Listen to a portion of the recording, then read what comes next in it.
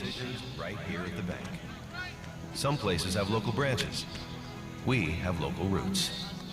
Ohio Valley Bank, community first. Member FDIC.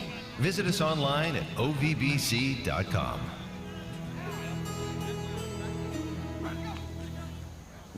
The Atomic Credit Union Student-Run Credit Union Program provides financial education in our school system by teaching children the importance of sound money habits. The program operates in all Jackson County schools, including Christian Life Academy and St. Peter and Paul Catholic School, as well as 20 other school districts. Atomic Credit Union provides fun activities throughout the school year and during the summer to keep our area youth involved. For more information, call 1-800-652-2328 or visit our website at atomiccu.com. People's Bank is very proud to be part of your local community. Did you know that People's has local professionals here to help you with some of life's challenges? That's right. People's Bank isn't just great at banking. Their local professionals can help with so much more. The dedicated staff at People's Bank can help with all types of insurance and financial planning too. If you are looking for a great teammate to help you build your success, give People's Bank a call. Working together, building success. Holder provides certified athletic trainer Jason Crawford and certified chiropractic sports physician Dr. Kelly Roush to administer sports care for the Jackson Ironmen. You can get back in action with the Holder Sports Medicine team at Jackson Hospital on Tuesday and Thursday, 6 a.m. to 3 p.m. Thank you, Holder Sports Medicine, for taking care of our athletes' needs. To schedule an appointment, call 740-446-5534. Furnace on the fritz? Whether it's a quick fix or time for something new, you need a dealer who knows what it takes to warm things up. And a Bryant dealer does whatever it takes. It takes attention to detail, the right tools, and friendly, knowledgeable service. Bottom line, it takes a Bryant dealer to bring the heat. It takes Stockmeister Plumbing, Heating, and Cooling. Call 740-286-2055. Bryant, whatever it takes. Our foundation has been on serving our community and contributing to the families located in Jackson County. As one of the nation's oldest banks, we've been growing upon our roots since 1867. We're excited to be a part of Jackson's tight-knit community. Jackson County Banking Center is one of 16 branches that we hold in 8 counties. Our staff is committed to friendly, convenient, and professional service excellence. From masks and online classes to canceled graduations and half-filled stadiums, it's been a crazy year for our kids. From all of us at the Kelly Wiley Group of Keller Williams Excel Realty, thank you parents, thank you teachers, thank you coaches, thank you administrators, thank you community. Most of all, thank you players and students for doing what it takes to get through this new normal. We're all in this together.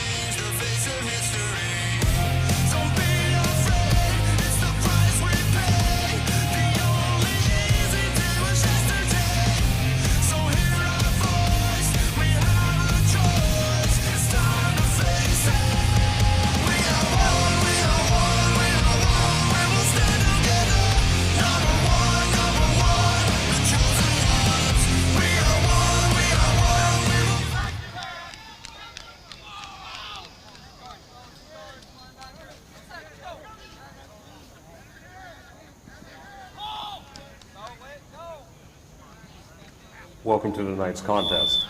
We are fortunate to get the opportunity to let our student athletes compete during this pandemic. We ask that you follow all of the guidelines, and please be flexible as guidelines can change quickly. Fan behavior must be appropriate at all times.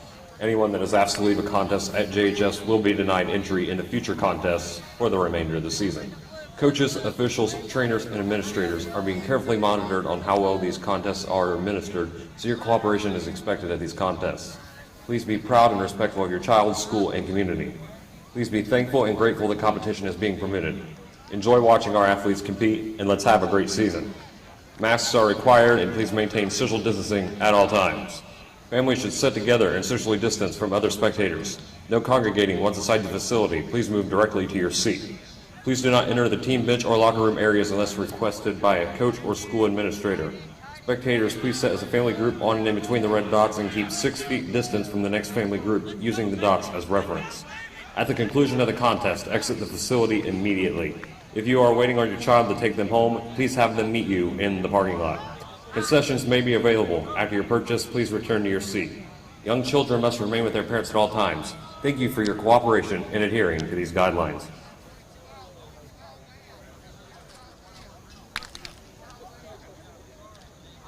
As Ironmen and Iron Ladies, we will respect our opponents as fellow athletes and worthy competitors. Like us, they've worked hard to represent their school. We will respect our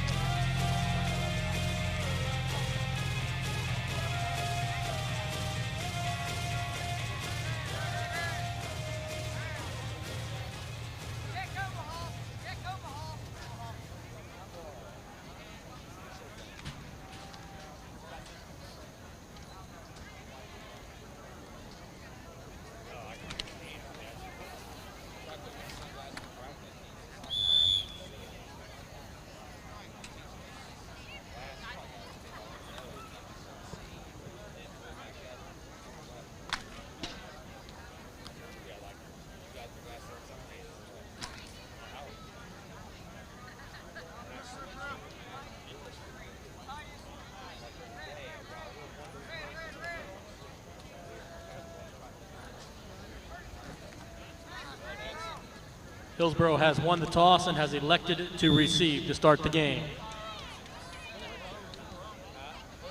Jackson will defend the north goal this evening. Here are your referees, umpires, linesmen, and judges this evening. Referee Nathan Jones, umpire Robin Reed, linesman Matt Logsden, line judge Adam Parsons, and back judge Craig Parsons. Test, test, test.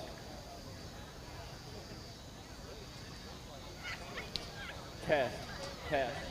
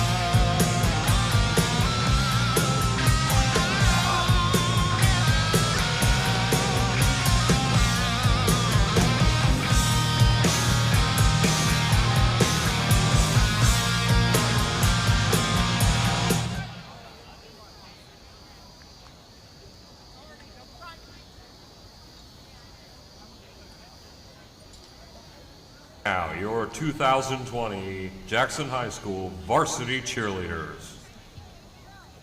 Madison Adkins, Senior Captain. Tyler DeCoy, Senior Captain. 2020 Jackson Senior High School Captain. varsity Maddie Shelder, cheerleaders. Senior Captain. Taylor Madison Madison Adkins, Adkins, Senior Captain. Macy Tyler DeCoy, Senior Captain. Jaden Webb, Chloe Senior Fryman, Captain. Senior Captain. Leah Alford, Maddie Junior. Strelzer, Senior Haley Ball, Captain. Junior. Taylor Thorpe, Haley Baxter, Senior Junior. Captain. Haley Davis, Macy Tripp, Junior. Senior Lauren Captain. Elliott, Jaden Webb, Senior McKenna Fuller, Captain. Junior. Leah Alford, Olivia Junior. Kennedy, Junior. Haley Ball, Emma Junior. Rath, Junior. Haley Baxwell, Junior. Gabby Webb, Haley Junior. Davis, Junior. Caitlin Webb, Lauren Junior. Elliott, Junior. McKenna Fulton, Junior. Olivia Kennedy, Junior. Emma Rath, Junior. Gabby Webb, Junior. Caitlin Webb, Junior.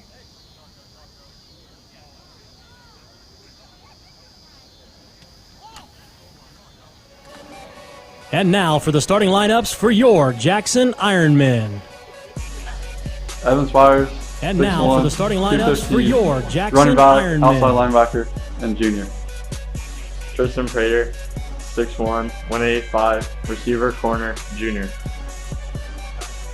Hunter Webb, 6'1", 170 pounds, running back, safety, junior.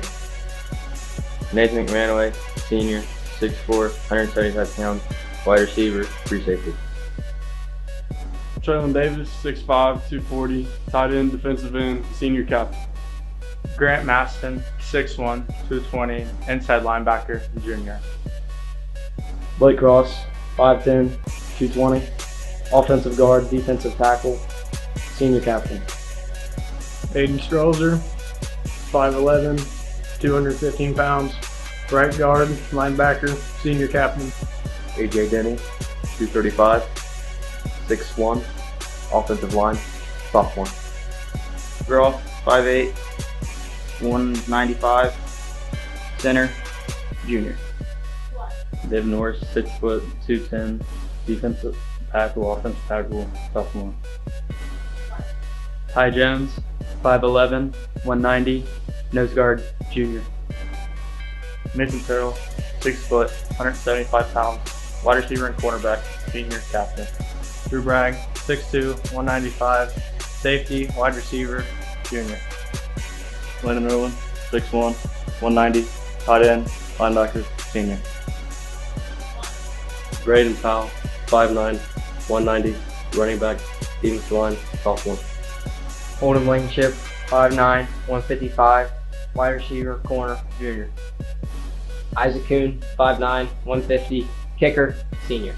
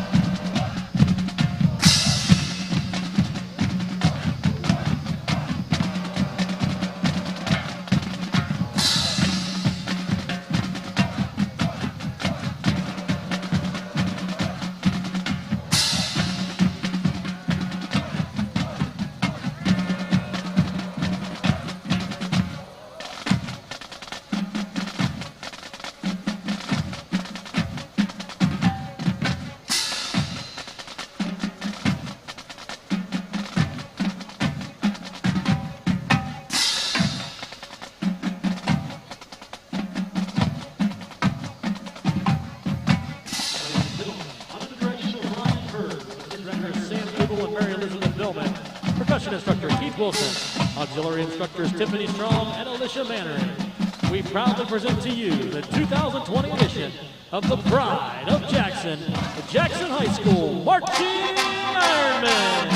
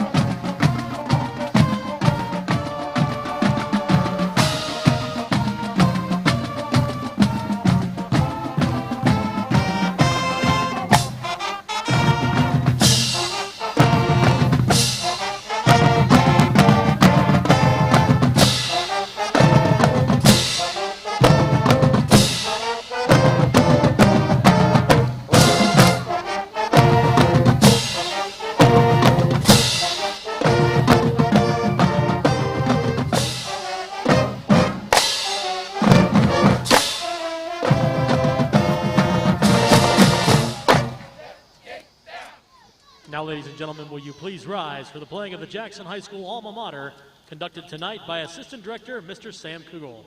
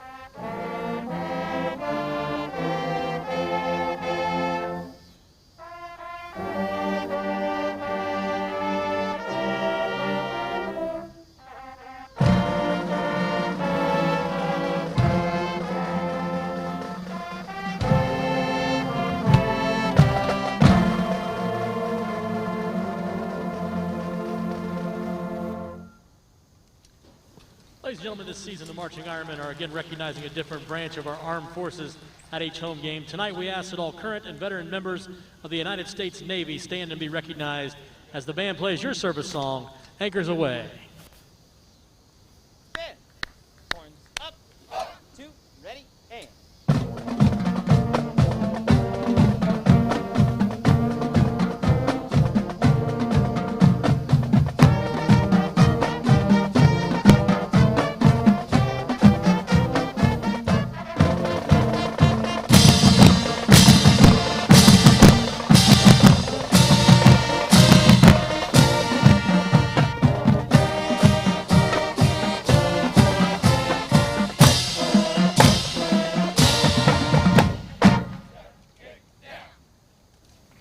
And now, will you please stand and remove your hats for the playing and singing of the Star-Spangled Banner, conducted tonight by Director of Bands, Mr. Ryan Hurd.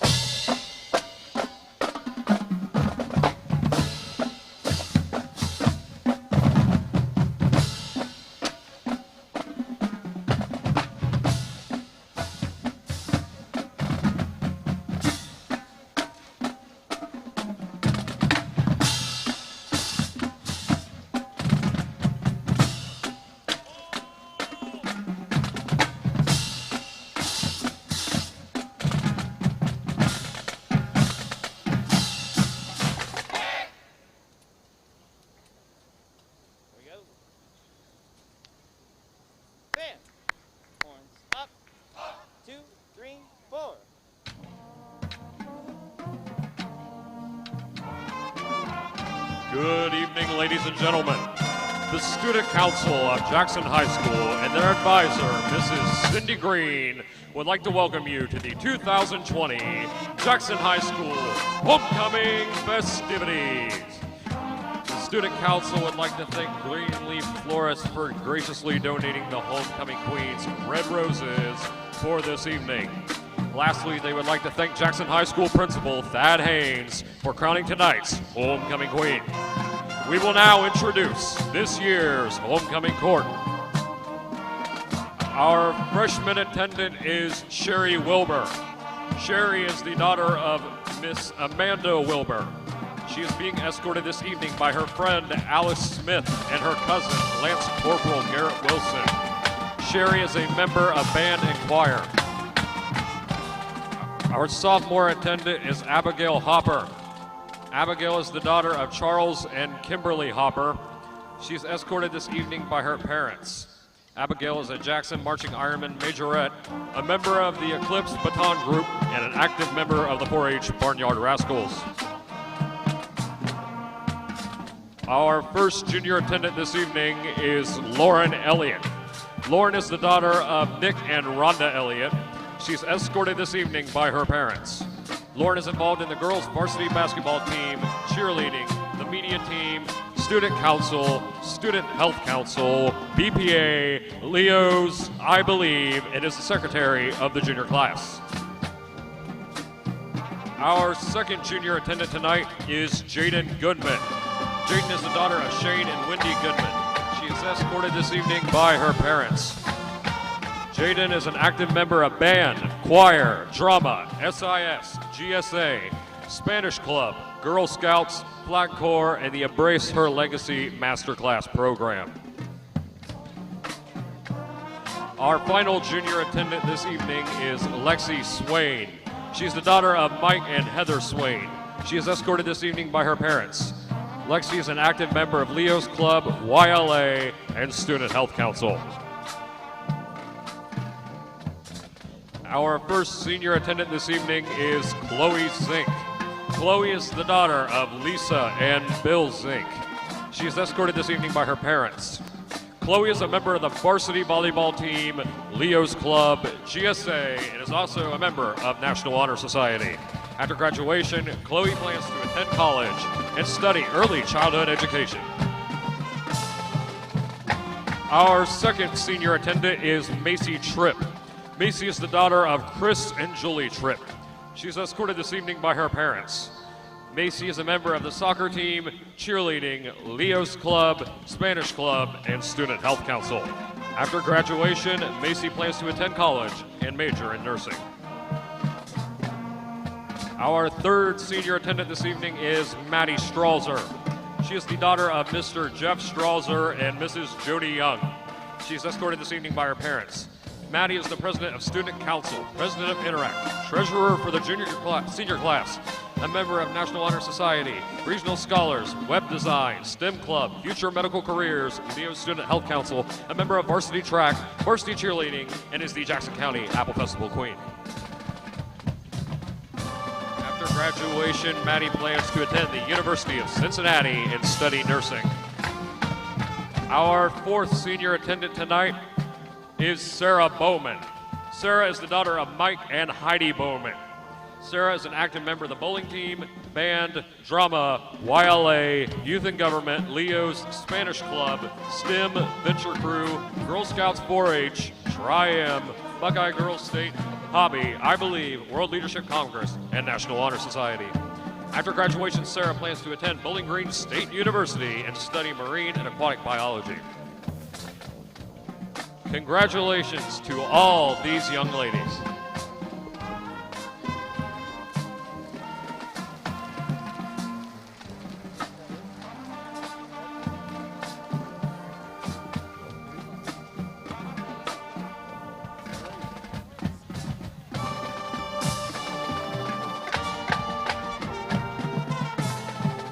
And now, Mr. Haynes will crown the Jackson High School Homecoming Queen of 2020, Miss Chloe Zink. Congratulations, Chloe.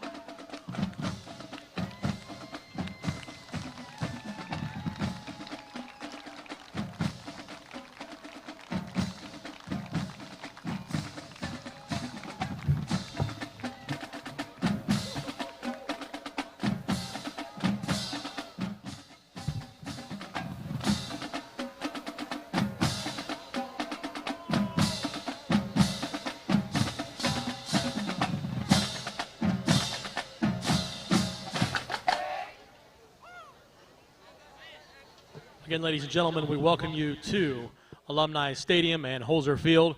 We'd like to remind you that once you leave the facility this evening, there will be no re-entry. Also, we ask that you please stay on the side in which you are seated. Concessions and restrooms are available on each side. All children must remain with their parents at all times. And again, once the game is over this evening, we ask that you please exit the stadium immediately after the game. Thank you.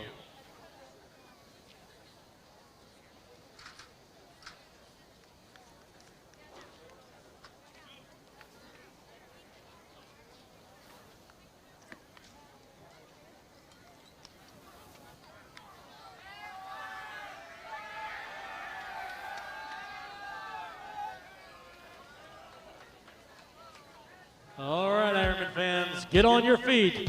It's football Friday night. Let's hear you make some noise. Here they come. Your 2020 Jackson Ironmen.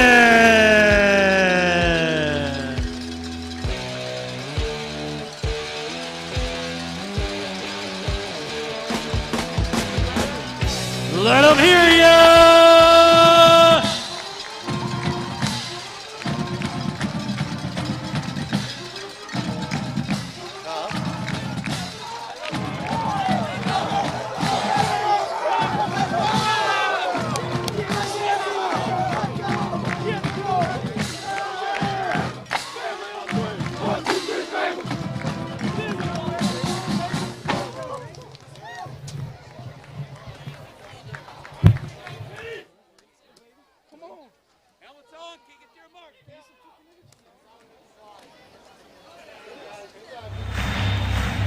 Ladies and gentlemen, welcome to the main event.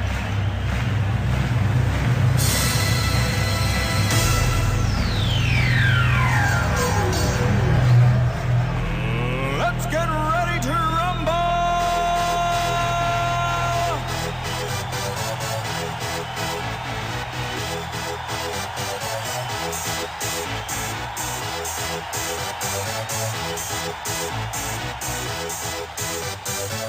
Y'all ready for this?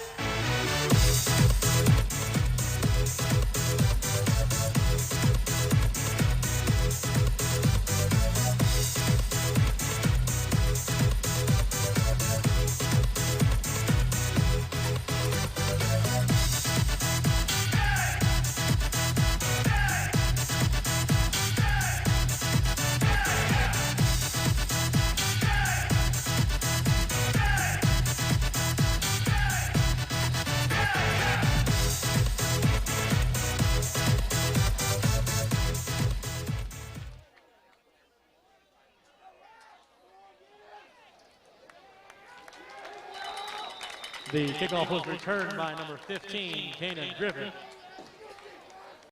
It'll be 1st and 10 for the Indians on the 30-yard line. Coming from the outside and actually chased all the way around and got the return man by the backside there, brought him down to the 30-yard line. Jackson defense lines up. Defense has been so strong the last couple weeks. As the Indians break the huddle, Ironmen only giving up 7.7 points a game while scoring nearly 48. Line of scrimmage is the 30-yard line. Ball facing the center field, and here comes the man in motion. The handoff right up the middle. And the ball carrier picks up yardage out to about the 32. Number 31, Bryce Parsons. Traylon Davis immediately in on that play. Gets about a 1-2-yard gain on that one. Did a nice job there stepping down. Interior people, Ty Jones will start at the nose guard position. Aiden Strauzer and Blake Cross will be the two down tackles. You'll have Traylon Davis and Evan Spires, the two outside linebackers. Inside backers will be Grant Maston, Landon Urban. And it's 2nd down and 8 for the Indians. Handoff right up the middle and shy of the 35-yard line. There is a flag down. Let's see what that comes at. Where they spot the ball. Oh, I just spotted it, didn't it? Okay, right at the line of scrimmage. No gain on that play. 3rd down and 8 for the Indians.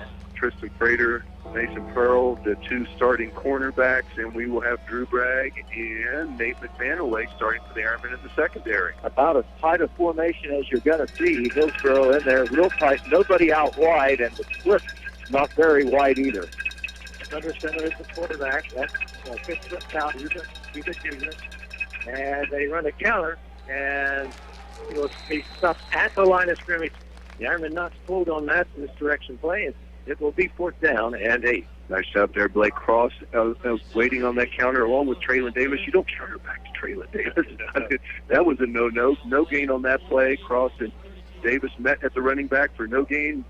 4th and 8, and the punting team will be out there quickly. Which means it's number 82, Watson Perry. He's a senior. He stands around his 20-yard line to punt it away. Wood and fires back deep for the Ironmen. And punt it away. It's a low spiraling kick, and the Ironmen let it bounce, and it takes a big good kick. Bounce by the Indian, and it will be down at the 25-yard line. Wilson working his calculator there pretty quick to get yardage on that punt, but good line drive kick that got the Hillsboro down. Watson Perry is going to get 43 yards on that kick, so good punt there by Perry. They put Jackson back there pretty deep in its own territory. Their first drive is going to start at the own 25-yard line. I tell you that Jacob Winters, number 7 for the Ironmen, is in street clothes down the sideline, and that means Mr. Evan Spires will be the quarterback for the Ironmen tonight. And they open up 1st and 10 from their own 25-yard line. A little shuffling going around for the offensive line tonight for the Ironmen. We'll cover that. Working out of the shotgun formation, here's Spires handing off up the middle with some running room, picking his hole and finding yardage out to the 33-yard line. That's Hunter Webb on the carry. He gets his first start as a varsity player. Caleb McGraw will slide over and be the starting center. 8 Strauser, the guard. You will have Grant Maston, the other guard, Blake Cross, and A.J. Denny, the 2 tackles, along with tight end Traylon Davis. Spot to the left side for Jackson. Spires takes the snap, rides it in the belly of Hunter Webb, and he breaks cuts it back as he has nowhere to run. Now picks up the first down as he reverses his field and cut out to the 44-yard line. Boy, does a nice job reading the hole in there. They're running right behind the left side of that offensive line, picks up good positive yards out over the 40, over the 43, and they move the stakes. First down for the Ironmen. Our first down of the game. Slot now to the right side for the Ironmen, and here's Spires rolling right, looking to pass, throws it short, and incomplete. Tim's receiver was Blankenship, just a little high. He had him open at the 50-yard line. Nate McManaway getting a start there to wide receiver, along with Tristan Prater. You'll have Holden Blankenship and Hunter Webb, the 2 running backs there. That time, Blankenship into the slot formation. Now he'll be back there in the backfield. The Ironmen go without a huddle. Second down from their own 44-yard line. Prater in the slot to the right side. And then Spires, the junior, in the shotgun, and he puts it in the belly of Blankenship, who stiff arms the player at the 40 and gets the first down all the way into Hillsboro territory, tackled at the 44-yard line. You know, Holden is starting to show it. Just getting that confidence. Took the year off of football last year, was banged up and hurt. This year he's back. Did you see a little burst on that jet sweep when he turns the corner? He runs away from the tackler into Hillsboro territory, and another first down for the Ironmen. 1st and 10, Jackson, Hillsboro 44-yard line. Spires sends Prater in motion, then tosses it over the head to Blankenship. Good design play as he picks up the first down and more down to the 29-yard line. Boy, Blankenship's so involved in this offense, gradually each week, and getting a little more of a factor each time. That time, a little flare pass out to him, just runs past the tackler. 3 straight first downs, I think, on 3 straight snaps. Manaway wide to the right side. Traylon Davis in motion. He sets and looking upfield. All passed out the flat to Blankenship. Catches at the 25, at the 20, and tackled inside the 15, 14-yard line. Holden Blankenship with the first down, but we have a penalty flag on the field. Traylon kind of in the slot there, and he does a little curl pattern in there. The whole defense kind of collected around him there. So Holden Blankenship was open in the flats, made a nice catch, would have been first down yards, but be backed up.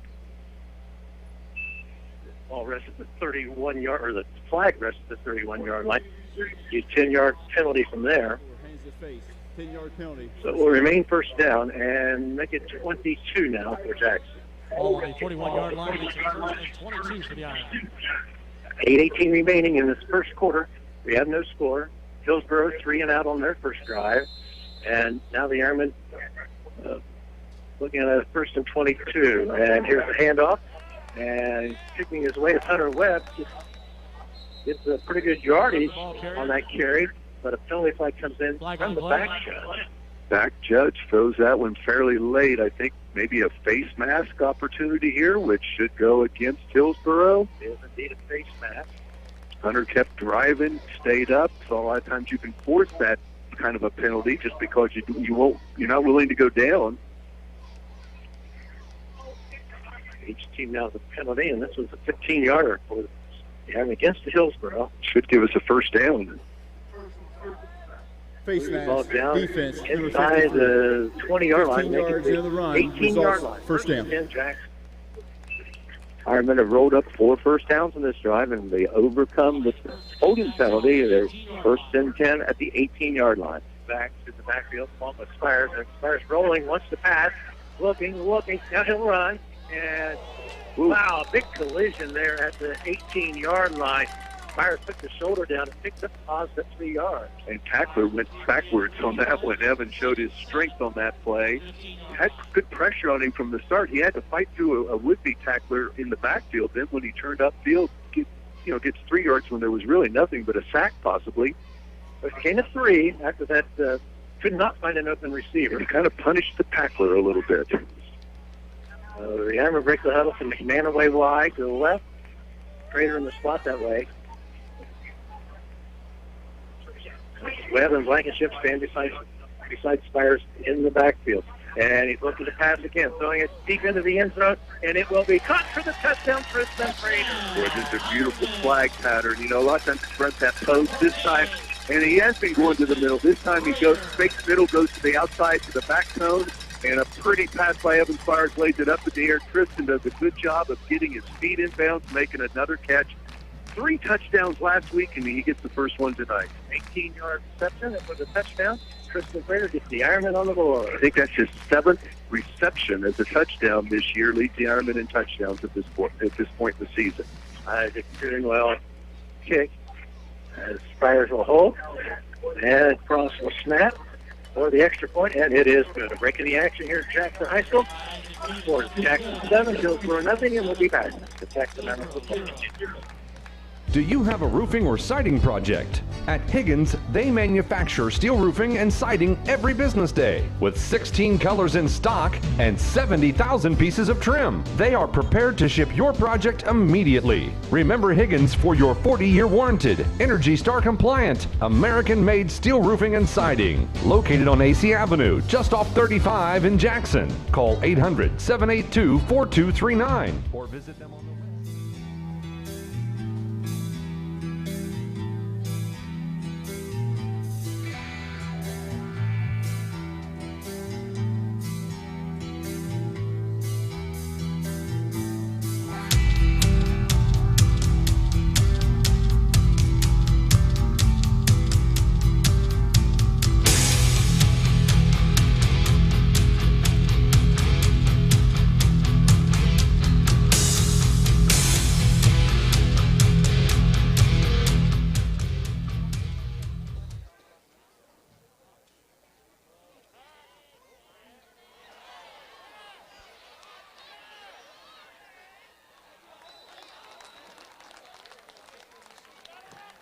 The kickoff was returned by number 15, Kanan Griffith. Isaac Coonan on the tackle for the Ironmen. But not until they get it all the way out near midfield at the 49-yard line of Hillsboro. Pete, what a drive for the Ironmen. Ironmen on their first possession go 8 plays, 75 yards, overcome a penalty along the way. A good mix of the run and the pass. The touchdown comes on a 15-yard pass from Evan Spires to Tristan Prater. Isaac Kuhn tacks on the extra point. Ironmen leads 7-0, 7:10 to go first quarter. First quarter. Here's the handoff to Parsons. Bryce Parsons, the sophomore, gets a a gain of a half a yard or so as he hits the line of scrimmage and falls forward for about a half a yard. Nick McGraw in on that tackle. Hayden Strauser did a good job there. Boy, the Ironman defensive interior has not allowed this Hillsboro offense much room yet. That's a 1 yard gain. This is not a wide open offense. It appears to be a wishbone type offense that's not been trying to get to the outside yet. Griffith goes wide to the right side. That's traditionally what Coach O'Rourke has played, is that wishbone. And now man in motion as the quarterback takes the handoff, and he'll be near midfield and then driven backwards. Forward progress will get him to the midfield stripe, but it'll be a short gain. They'll bring up third down and about 8. Blake Cross wraps him up, and then Grant Maston, as he does so often, kind of puts the finishing touches on that tackle. Looking at a 3rd and 8. Ironman really bunching people up at the line of scrimmage also. And the Hillsboro Indians, their splits are very tight. Yes. And it's like coming at you here. Shoe to shoe. Yeah. Now they have a different formation wide out to both sides. In a shotgun. Trips out the end wide to the left. Shotgun formation. And rolling to the left, the quarterback throws up the pass, but he had too much pressure. He passes intended for number get it away. Travis Ross. In his face. Yeah. That'll bring up basically 4th down. Exploded in there, blew that play up before anything could get started as he's looking over here to the trips type formation, but nothing but getting rid of it to save the sack. Say 4th down now at 8. Ball at midfield. This will be the second back to the Ironman for Spires and Jacob Wood. Indians. And ready to Lawton Perry. Gets a good snap, and this is another low kick, and the Ironman will field it at the 20-yard line. It is Evan Spires. He's at the 30, down the sideline, 40-yard line, still on his feet.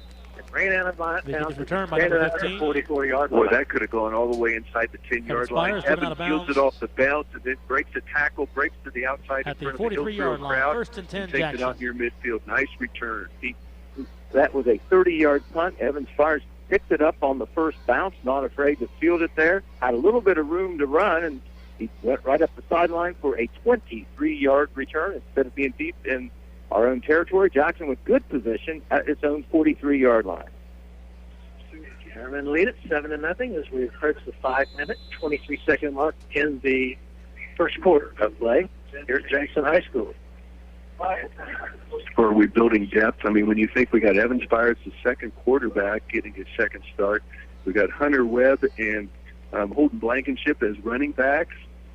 This team just gets deeper week in, week out. Right over the middle, pass to Traylon Davis. He's got us at the 45, still on his feet, and he's all the way down to the 25-yard line. Pass is complete to number 22, Traylon Davis. Right over the middle. Good for an Ironman, first down. Got it in stride, and good pass, good catch, and all the way down at the 25-yard line. Traylon, such a nice target last week, got that big touchdown reception in there.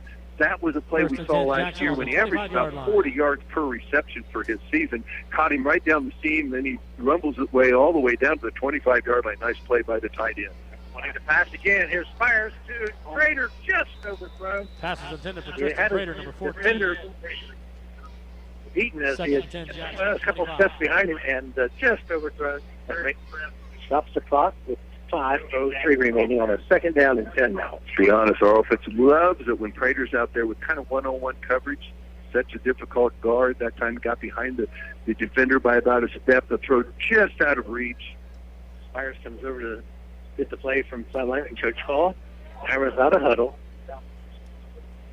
Trips to the wide side of the field. Left side, and here's the handoff down. Is it Webb? Hunter Webb inside the 20. Down at the 18-yard line is number 18, Travis Ross with the tackle. Running behind the right side of that offensive line, which is actually Strauser over there along with Denny. Gets a good block there. 3rd down and 4. Once again, they had trips to the wide side. They have Tristan over here, one-on-one coverage. 7-0 your score. How'd you like to be the cornerback out there covering that young man? Not in my better days. No, I'll agree with that. It Spires from the shotgun, sends Davis in motion. Now he sets to the left and looking that way to pass, throwing it over the middle, and the ball will be in the end zone, and it's incomplete. Pass was intended for Maybe number 2, Drew Bragg. confusion on the route because the two bring up fourth down for the are right there together. Two pretty good athletes there. Holden Blankenship, Drew Bragg, both had a chance to get their hands on it. They might have knocked it down from each other, actually, right at the goal line. 4th and 4. Let's see what the Ironman will play for it. Ball at the 18-yard line of Hillsboro. Iron leading it by 7, and here's the 4th down play. Up in the backfield, and Bentley Spires keep carrying it, and he got caught in the backfield and stopped at the 19-yard line for a 1-yard loss, and the Hillsboro Indians stopped the Ironmen. Solid play by Hillsboro's defensive front there as they were in the backfield. There wasn't anywhere for Evan. He was following the lead block of Webb. But Hillsboro had too many red helmets in the point of attack, and they take over on downs. Pistol. Ironman drive to the 19-yard line, and then a couple incomplete passes, stymie them, and then on 4th and 4, they try to cross Hillsboro up with the quarterback run. A little bit of a delay, but Spires had no chance there. As Hillsboro, as Dan said, was in the backfield. 1st and 10 for Hillsboro at their own 19-yard line. Quarterback will hand off right up the middle. Parsons is the ball carrier. He'll pick up a yard, maybe 2, as he crosses the 20. David Norris comes in at a defensive tackle and immediately gets involved with that tackle. Maybe a long 1-yard gain. Norris, a sophomore, part of that defensive front rotation. They like to keep fresh bodies in there, and they all go supposed to go 110% that way. Chris Stout up under center, and 2nd down and 8. And keeps it, and he'll be lose yardage back at the 20-yard line. Fake to the fullback, and then try to option down the line, and he was cut before it could do anything. You know, they call this kind of a bear defense. They bring our strong safety or our free safety, McMahon, away. He's all the way up on the line of scrimmage, just putting another body in the gaps up there. We're about covering every gap. They lose a couple feet on that one, and boy, they're faced with another 3rd and long. He'll make a 3rd down and 9+ yards for Hillsboro. Haven't had much luck on any yardage on that 1st and 2nd down, forced into a 3rd long each possession. And the handoff will go. No, it's a play action and throwing it up the field, intended for the receiver on the Parsons, I believe, over on the right side. Good play action fake, and it will be 4th down. Now coming up for the Hillsboro Indians. Defense has been nothing but solid. They have not given up anything. Offense scores on their 1st possession, got stopped on downs on the 2nd.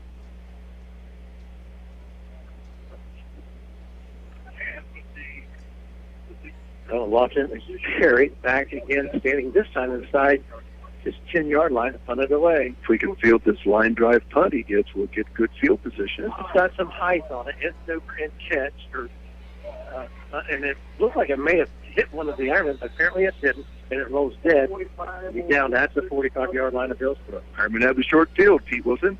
All right, that punt, not a line drive, way up in the air, didn't get much of a bounce for great length, and kind of just died there after it hit the ground. Only a 26-yard punt, and the Ironmen will start on the Hillsboro side of the field at the 46.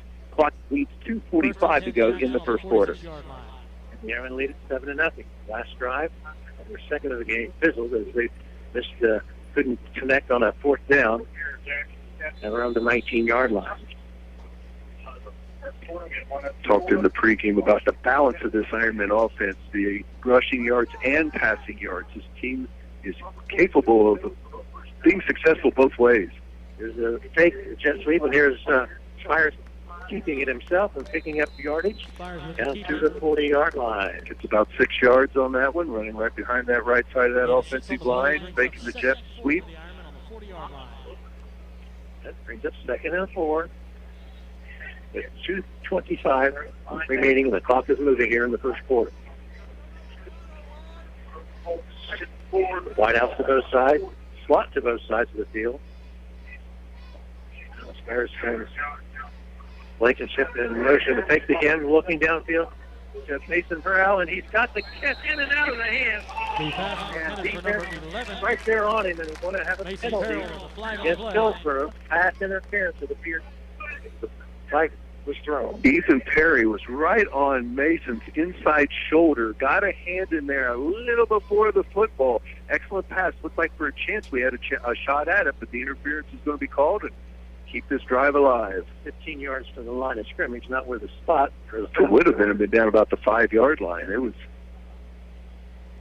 So 1st and 10 for the Ironmen, resulted in the penalty against Hillsboro. 2:04 remaining in the first quarter. We're up here up top in the booth, and the Hillsboro coaches that are to our right didn't appear to be happy with that call. No, they didn't. No. Now the Ironmen go with a slot to the right. Dragging the slot, or the Blankenship in slot, and off to Hunter Webb as he busts his way down to the 20-yard line. Well, so Grant Maston down block and just buried somebody there quickly, and Webb follows him for a quick gain of about 4 yards. Then the knee hit at the 21. Coming down at 6 now for Jackson. Jackson getting close to that red zone. Got stopped in this area of the field on their second possession. They certainly want to take advantage of it here on their third. Do have the 7-0 lead. 3 receivers out to the left side. Spires looking to pass over the middle to Tristan Trader, and the ball was tipped away. Nice defensive play. He had double coverage. There's a safety team member to help, and it falls incomplete. Travis Ross, a sophomore, good job there getting a hand on that football, because it was zipped in there and would have hit Tristan right in the hands, right in the goal line. But the deflection puts the Ironmen in a third and fairly long, 3rd and 6. Clock stopped at 1:25 in the first quarter. It's 7-0 Jackson. Ironmen trying to put another one on the board. And here's Spires rolling up this time and finds the open receiver, and it is caught by Blankenship and then stepping out of bounds around the 10-yard line. First down and goal now for Jackson, ball at the 9. Good chemistry there between the two juniors. Evan Spires rolling to his right, lets the pattern take place, kind of flooded the right side of the field there. Gets Blankenship kind of the middleman in that pattern, and he's able to keep his feet in bounds. Puts us inside the 10. First and goal, Jackson. Not seen Cade Wolford yet tonight. Maybe won't. Maybe won't. We didn't know. Blankenship goes in motion. He gets the ball from right to left, following his blockers, and he will go into the end zone for the touchdown. Nice play of breaking your blockers. Put that stiff arm out there. You got Blake Cross, Grant Maston out there on that left side of the line. He's coming on the jet sweep, but he got a very good block as he was able to turn the corner, cut back against the green. Got a great block by Hunter Webb to help him get those last 5 yards and into the end zone. Holden Blankenship goes and gives the Ironmen their second score in the evening. 13-0 with the extra point coming by the Cougars. Kick on the way for the Ironmen, and it is good. Breaking the action here at Jackson High School. The Ironmen lead Hillsboro 14-0. And we'll be back right after this time. AU Brown Funeral Home and Southern game ball tickets out. The split the pot ticket is a white ticket. The game ball ticket is a red ticket.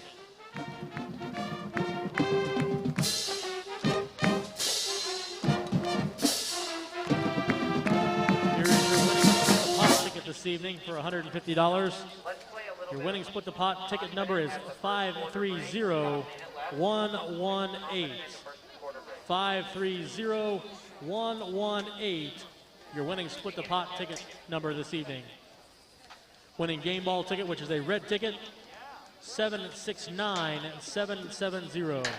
769770. If you have the split the pot ticket, please see Matt McKee in the press box.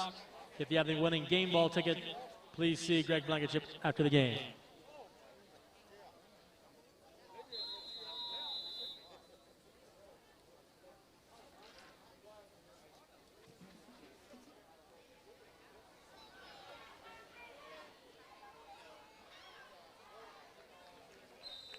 The kick is returned by number 5, Blake Tyra.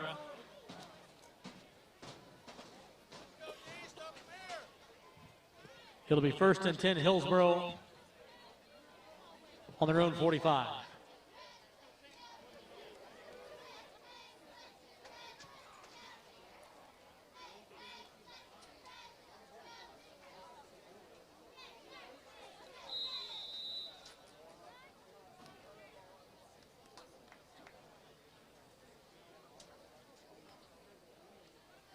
ball team, and the Ironman defense back on the field, not giving up any first downs yet. And we're going to take a timeout. Timeout. Here's Hillsboro. First team We're timeout. going to keep it here since we're approaching the first quarter there. Pete Wilson, dominant stats in this first quarter for the Ironmen. Time of possession, everything. Actually have had an opportunity to score on all three possessions, but only have 2 of the 3. Right, Ironmen been living in Hillsboro territory. They did have that one long drive where they started at 25. Hillsboro just hasn't been able to do anything, even though they started with good field position now for the second time, thanks to the kickoff return game. I really think Hillsboro has come and played with some energy tonight. Their defensive front not doing a bad job. They've made some decent plays. Remember, they did come up strong on that 4th down play against the Ironmen, keep us out of the end zone the one time, but it quickly, though, it becomes, we're right approaching the end of the first quarter. The Ironmen do have the 14-0 lead. 1:05 to go in the quarter. It's 1st and 10 for Hillsboro. The ball rests at the 45-yard line of Hillsboro. On the right hash mark as the Indians go towards the Ironman scoreboard. And play action, wanting the pass, looking, now throwing it. It's incomplete. Quarterback Chris Stout takes the snap and drops play action and looks over the middle and pumped once, but couldn't get to the Pump fake, trying to get it to that tight end, going right up the middle, and a nice job there by Evan Spires from the backside, stepping into the passing lane. Really had no chance for the completion. Thought for a second he might have a shot at the interception, but it's just out of his reach. Now, last week, Stout did throw the ball 20 times, so they're capable of doing that. They open up with a slot to the left on 2nd and 10 from their own 45. Counterplay back to the right side. What a hit at the 44-yard. Number 18, Travis Ross, the ball carrier. Evan Spires. And that would be number 15, Evan Spires. Pretty formed tackle, drove the running back backwards. Excellent effort there by outside linebacker Evan Spires. And 10. No gain on the play. 3rd down, and 10 ball at their own 45. They've been looking at 3rd and 8, 3rd and 9, 3rd and 10 every possession. Just not the right offense, to convert those very often. They have gone to a double wing type backfield instead of the wishbone. There's the play action again, and downfield the ball is going to be off the fingertip of the receiver, Kanan Griffith, as he had set the steps for separation on the defender, but it does bring up the 4th down as falls in. He faked a post, ended up doing a flag, and the quarterback did a good job of laying it out there, giving him a chance. He was able to get one hand fingertips on it, but not enough for the completion. They'll be forced to punt. Unless they've got a fake, it's 4th and 10. They are near midfield, but the sophomore or senior, Boston Perry, stands in punting formation. Wood and Spires back to the Ironman. Good return, last punt return by Evan Spires. And this is a high end over and kick, and Spires will let it bounce, but boy, it takes a big Hillsboro roll down inside the 15 and down at the 10-yard line. He's a punter. Don't you love those? You didn't kick it that far in the air, but you get the big roll, gives you another extra 10, about 13 yards. It makes this one a very good net kick. Just 0.9 seconds remaining in this quarter, so barring a penalty, it will be the last play. 45-yard punt there by Perry, and he's had a 43 tonight, too, so that's, I guess, that's not a good thing when the player of your quarter is your punter. It's a good thing for us. Yeah, we haven't seen Prater punt yet. We don't want to. Well, we thought we weren't going to see him punt in the month of September, but he did have to punt a couple times last week. It's 1st and 10 for Jackson, ball at their own 10-yard line.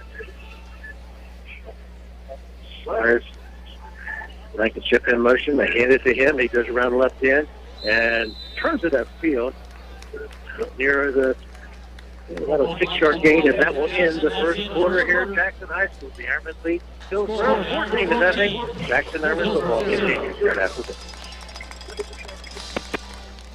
Hello, Osborne Equipment Service. Again, ladies and gentlemen, your winning split the pot number is 50118.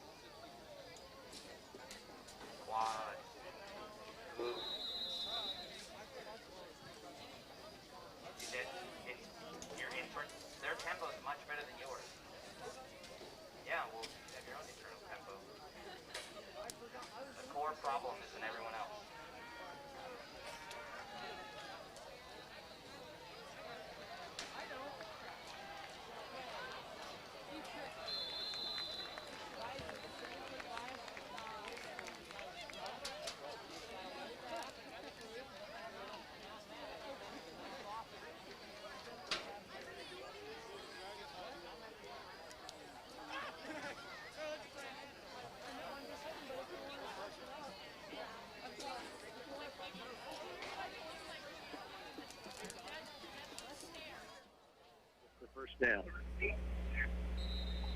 And the Spires, well, now the whistle's on the field, and the Ironmen have decided to take a timeout. So with the third down and 2, looking at the Ironmen there in the eye and deep in their own territory, they'll take a timeout. And we will Hanson too. Cross We'll be back. was your winner this Jackson evening Ironmen with football the Split right the after Pot, and he has donated it back to the Football True Mothers Club. fans know that success in football is all about tradition, dedication, and loyalty. Those same qualities are important to the Schured Falks Insurance Agency. We care about what's important to you, and that's why we believe in helping you select the right insurance for your needs.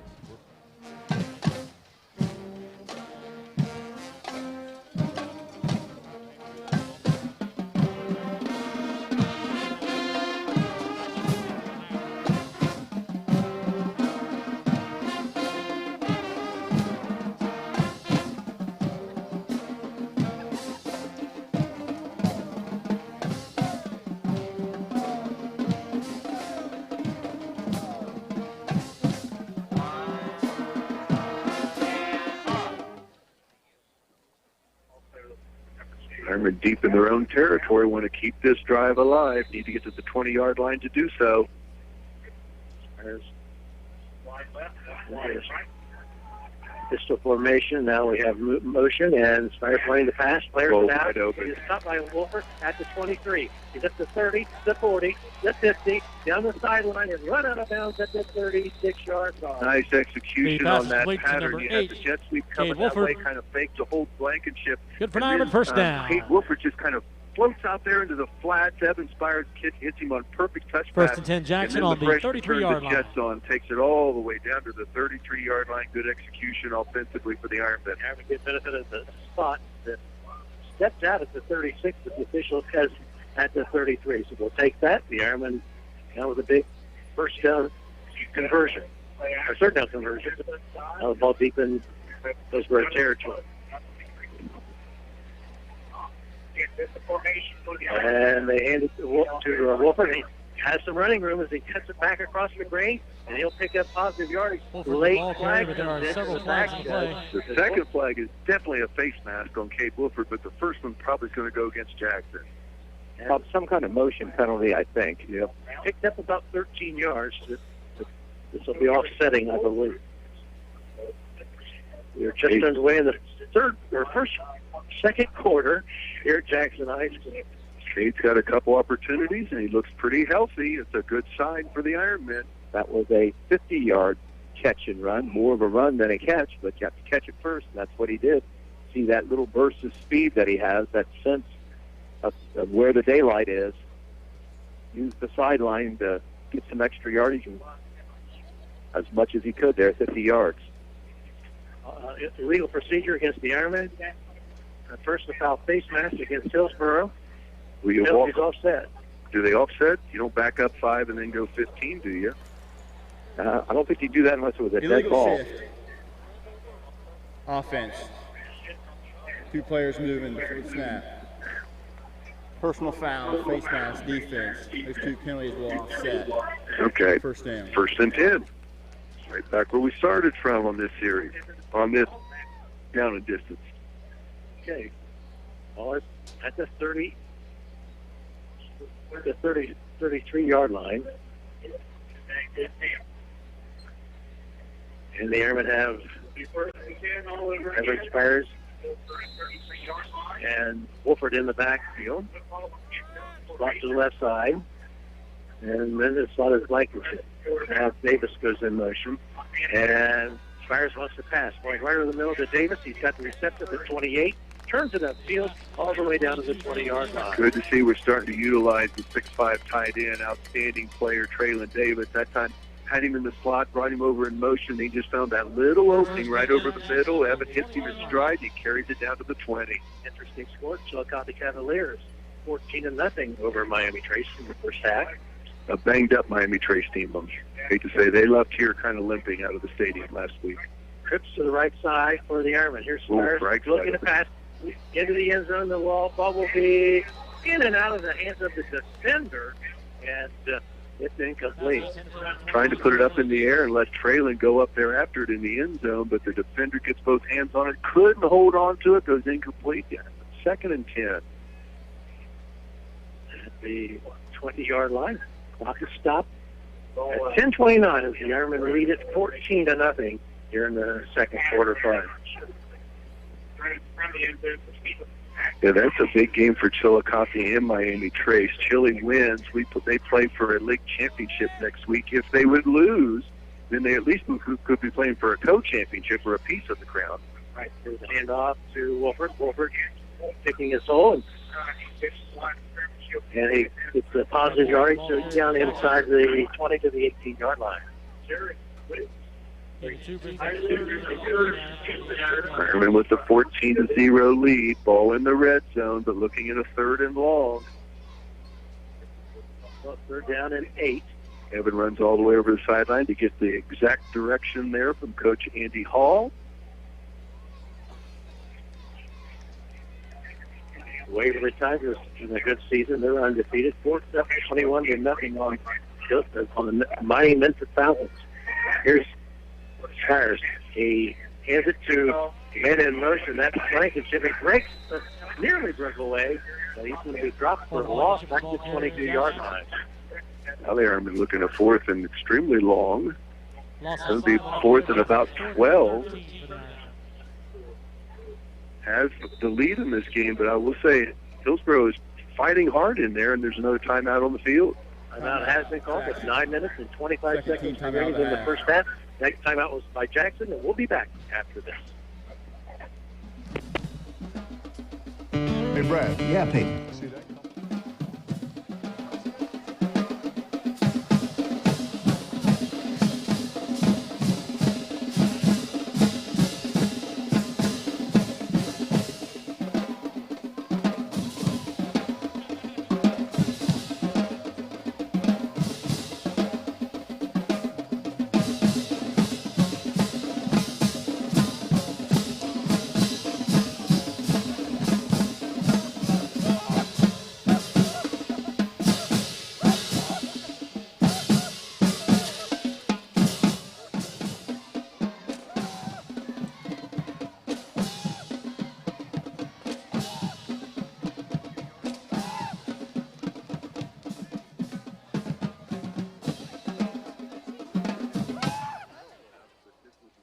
Discuss maybe field goal or just No, I think just make sure everybody's on the same page. Line up a slot to the right side. Need to get down to the 10-yard line. It's then Davis in motion. Now he's set on the right side, and Spires wants to throw. He throws it back to Prater, and it's a touchdown. But back to the left side. They had to break to the right side. Using a basketball term, a little bit of a give and go, down, out, down, whatever it is. Tristan Prater makes a great move on the cornerback. Then he just explodes past him. Great touch there by Evan Spires and hits Prater in the corner of the end zone. Boy, that's just so pretty to watch. And 2 touchdowns already receiving for Prater tonight. 8 on the season. 22-yard catch. Off by Evan Spires to Tristan Prater. And we're up 20-0. I'm going to film well over probably 150 yards so far, Pete. 159, since you asked. Kick by Kuhn is on the way. It's good. 9:19 remaining. First quarter, or first half of play. Jackson 21, Hillsboro 0. We'll be back after this.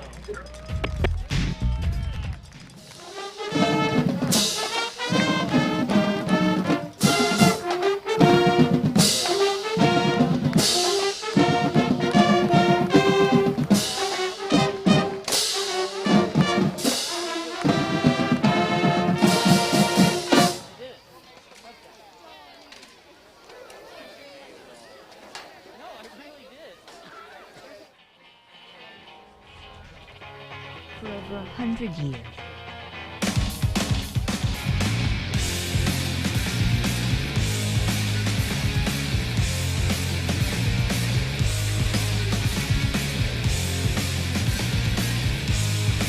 All by the way.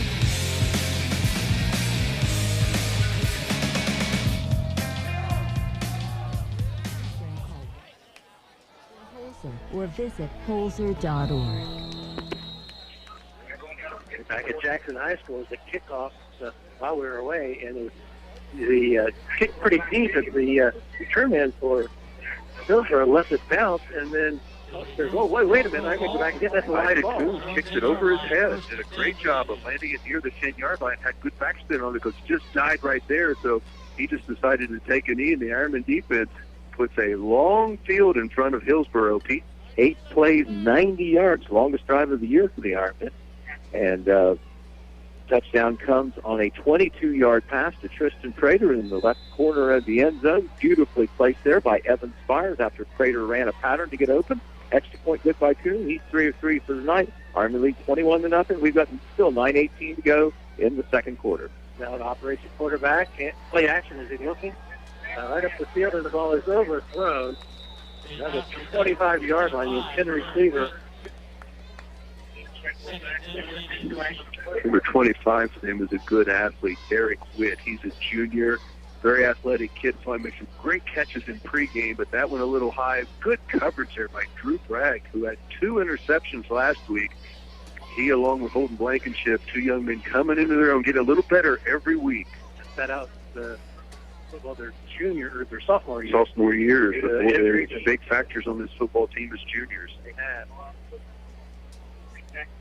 9:12 remaining. Caught stopped after the incomplete pass. Here's Stout wanting to run the counter back to the right side. Get up to about the 12, maybe the 13-yard line. Actually, we have about 8 men on the line of scrimmage up there, just almost challenging Hillsboro to try to throw it over the top on us. That was Travis Ross. Evan Spires on the tackle. Also seeing there Brody Butcher in the lineup right now.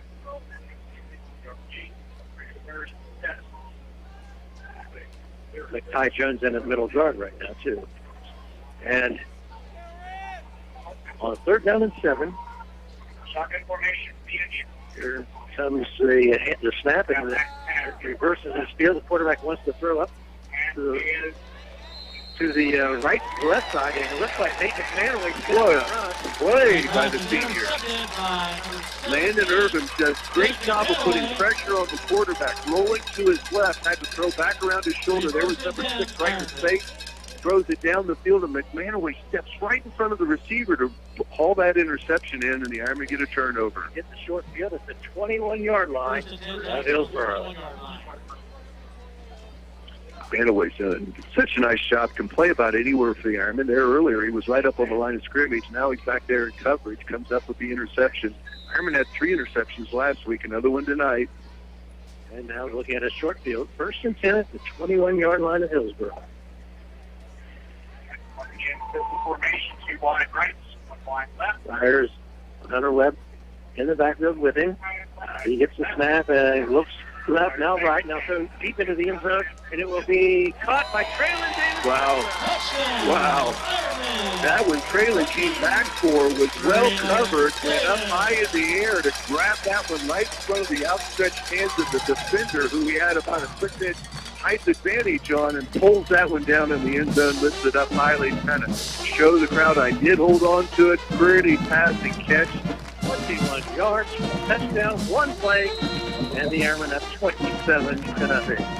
Pete, it looks like we can throw the ball a little this year. I believe we can. It's almost set up the run with the throw.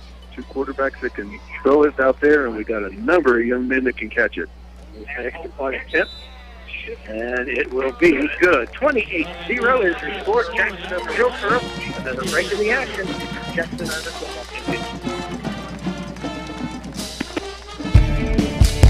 At Valicio Foods, commitment to the community is at the core of our company. We've been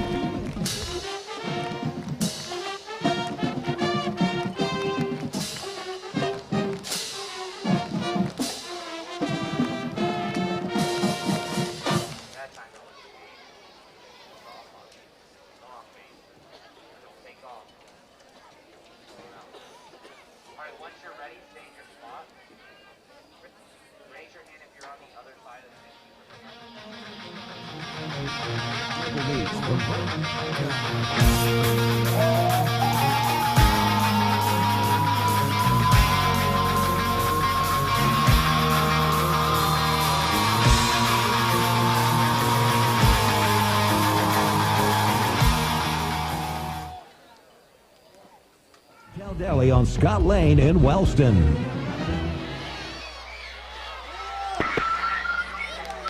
So while we're away, the kickoff is taken at around the 12-yard line. He returned it right up the middle once again, finding some holes in that kickoff team coverage, and he turns it all the way down to the Ironman 42-yard line. That was right up the middle, and I'll tell you what, he found a seam, explodes into Jackson territory, and Dave McManaway, who came up with the interception a moment ago, had to make another saving tackle, or that would have gone to the house. That would be a 45-yard return there by Caleb Griffiths. Certainly gives them the shorter field. Mark the ball right at the 42. 42-yard line, and the line of scrimmage, and now we're ready for action. Hillsboro comes to the line of scrimmage, a man wide to the right side. Double wing, and goes in motion, and hand off the quarterback. First thing in, Parsons picks up some yardage. One of the better gains of the night, down to the 38. Probably the best gain on first down. Give them 4 yards. That's what this offense is supposed to do. Get you 4 yards on first down, then you can continue to make decisions to run it. Exactly. When you're in that 2nd and 9, 2nd and 10, it certainly changes the play calling. It is 2nd down and 6 for Hillsboro. All at the Ironman's 38-yard line.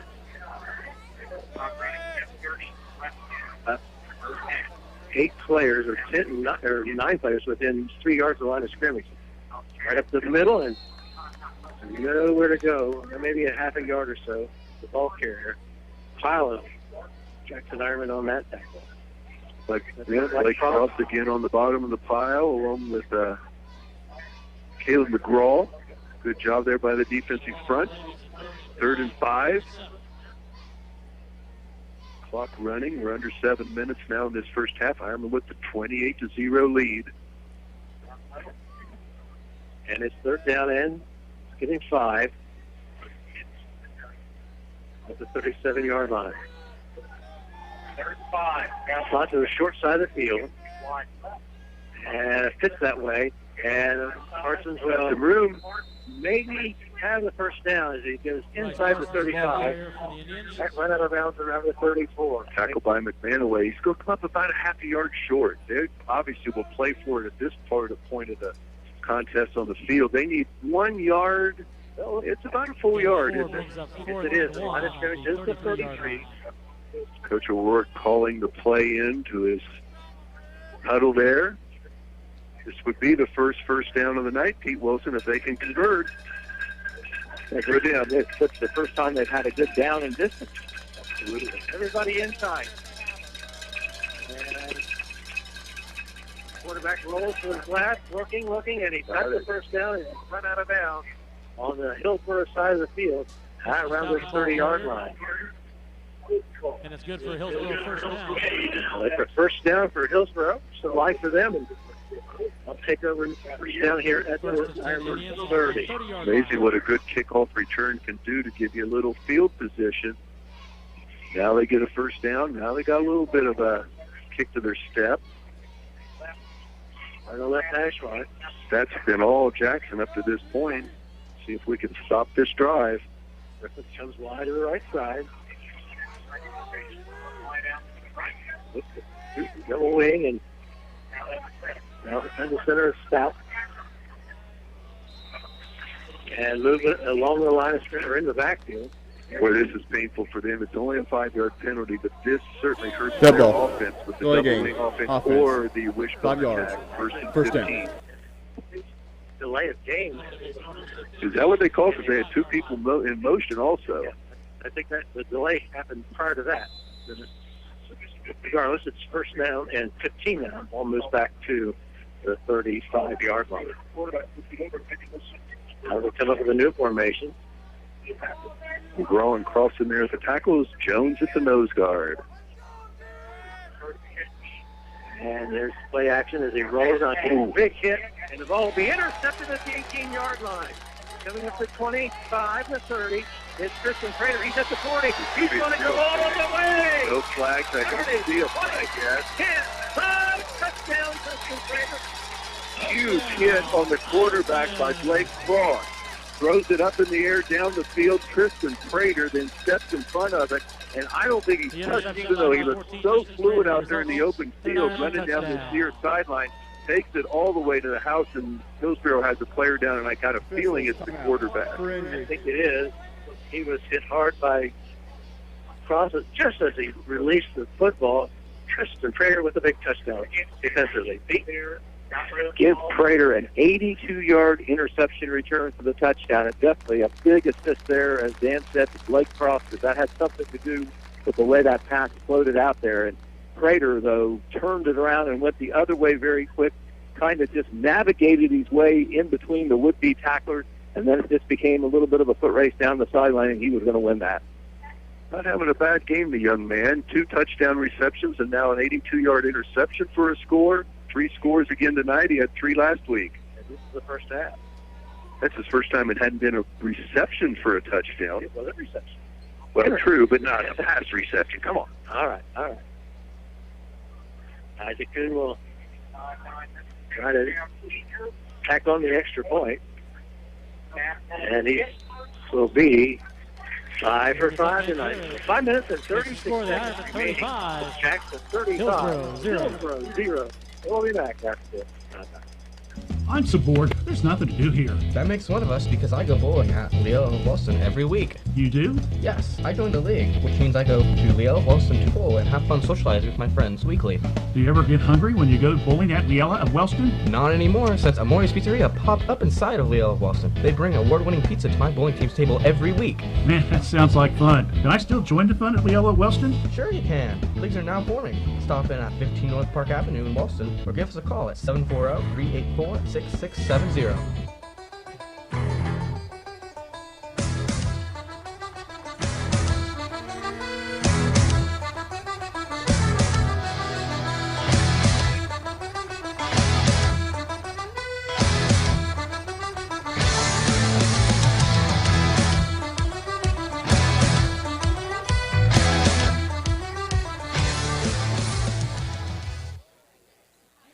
A veteran-owned company.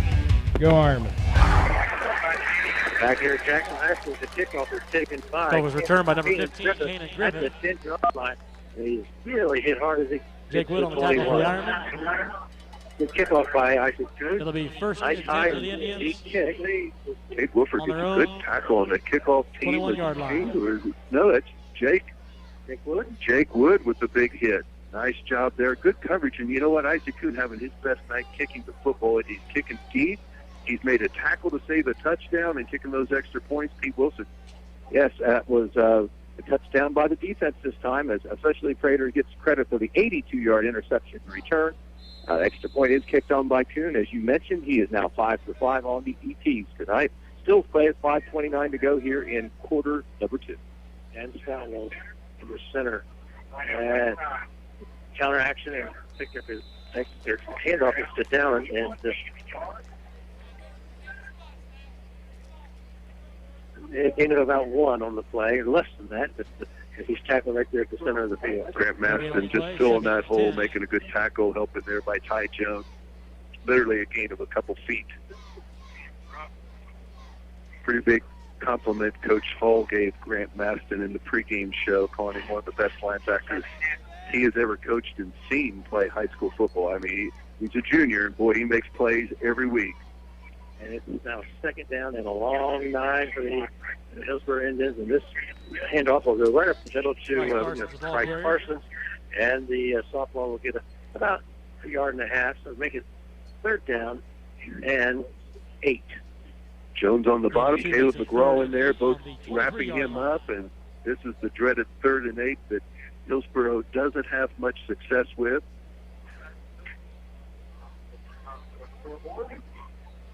35-0. Jackson with the second quarter lead, and with 4 minutes and 15 seconds remaining in this first half. It is Stout under center. He will take the handoff, being chased in the backfield, throws it upfield, and it will be incomplete. Wanted to go pass was intended for number 85 coming across on the crossing pattern. That's Brian Cox, but really no time to throw the football. Well, great pressure there once again by Blake Cross, who's mentioned his name a number of times tonight. on that defensive line having an excellent game. He's chasing the quarterback, forcing him to throw it before he wanted to. Goes incomplete. Now the Ironmen have a chance for good field position. Still 4:02 to go in this first half. Back for the Indians. This kick is high, and the Ironmen will let it bounce, and it goes out of bounds. Landed out of bounds. We'll see where they're going to all this. Somewhere around the 43-yard line. First in Jackson after that short punt. A 20-yard punt. Hillsboro obviously wanted a little bit better punt than that. First and 10 situation on and the close 43-yard to line. the Jackson offense is, but that's what it is, a 20-yard net punt out of bounds. Jackson will take over at the Hillsboro 43, already leading 35-0. That was the fifth Hillsboro punt of the game. Well, this is where it gets tough. If we can eat up clock, score again, remember, we get the ball to start the third quarter. And Ironman will start this drive at the Hillsboro 43-yard line on the right hash mark. Evan Spires continues at quarterback for Jackson. Is Wolford in the backfield along with Davis, Traylon Davis. Slot to the right side, and the handoff goes to Wolford. Wolford trying to get the corner on the left side. He does. That's the running room. He's at the 30. He's at the 25, and tackled at the 20-yard line. For the ball first down for at 10. After good for an Ironman first down. About 23 yards. So when number 8 turns the corner, and he runs by people, have got a great stock block. I don't know what they call it nowadays, but that's when the split end is chasing out their block, and that cornerback, Tristan Prater, gets about an 8-yard block on that and allows Cade to take it all the way down to the 20-yard line. First down at 10 for the Ironmen. They have the 30-plus point lead, but we're still in the first half because the puck stopped as he was run out of bounds. And it's been Prater in motion. They fake to him, looking to pass, throws it out, and over the head. Oh, what a catch! One-handed catch by Wolford, stays on his feet, and then knocked out of bounds at number 8, Cade Wolford. Wow, touch pass by Evan Spires, throws it out over the top good of for Cade Ironman, first Wolford. down. He runs it down and catches it with one hand. See if we watch the replay on that from a long way off. But wow, what a pretty catch. Goal on the 7-yard line. Goes inside the 10-yard line. The yard markers are down. It's first and goal for the Ironmen from the 7-yard line. They place it on the right hash mark. And the Ironmen line up with Wolford and Blankenship in the backfield with Spires. And the snap back, and he hands it to Wolford. Wolford will be tackled at the line of scrimmage. Stepping in there is Parsons to make the tackle for the Indians. Parsons is a player. He's only a sophomore, a big body out there. Has made a number of plays defensively there. Listed to stop play. A little bit of tussling in the secondary there. The Ironmen extending their blocks a little bit. No penalties. See any flags on the field? Yeah, we do have a. Oh, they are calling it a personal foul against the Ironmen. That is costly when you're down inside the 10. For the first and goal. I didn't see the flag, but I saw a little bit of a tussle in the end zone where the Ironmen tried to extend their blocks a little longer. 15-yard penalty, moves the ball back to the 22-yard line. Personal foul. Trent Evans in the lineup now for the Ironmen. Coach said in the pregame show that he'll get some snaps tonight. First down. He's at the center position.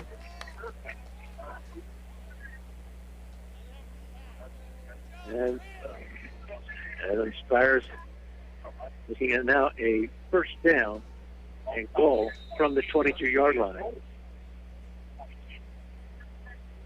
Underweb in the backfield for the Ironmen. Snap back and looking to pass as Spires got the reception to Peril.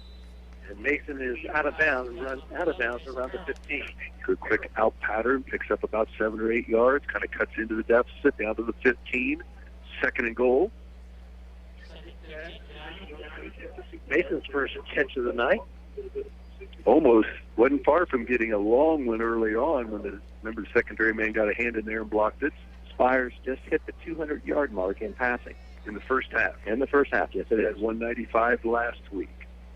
And Here's Spires taking the snap and rolling to the left. Looks, throws it into the end zone, and the ball will be caught for the touchdown.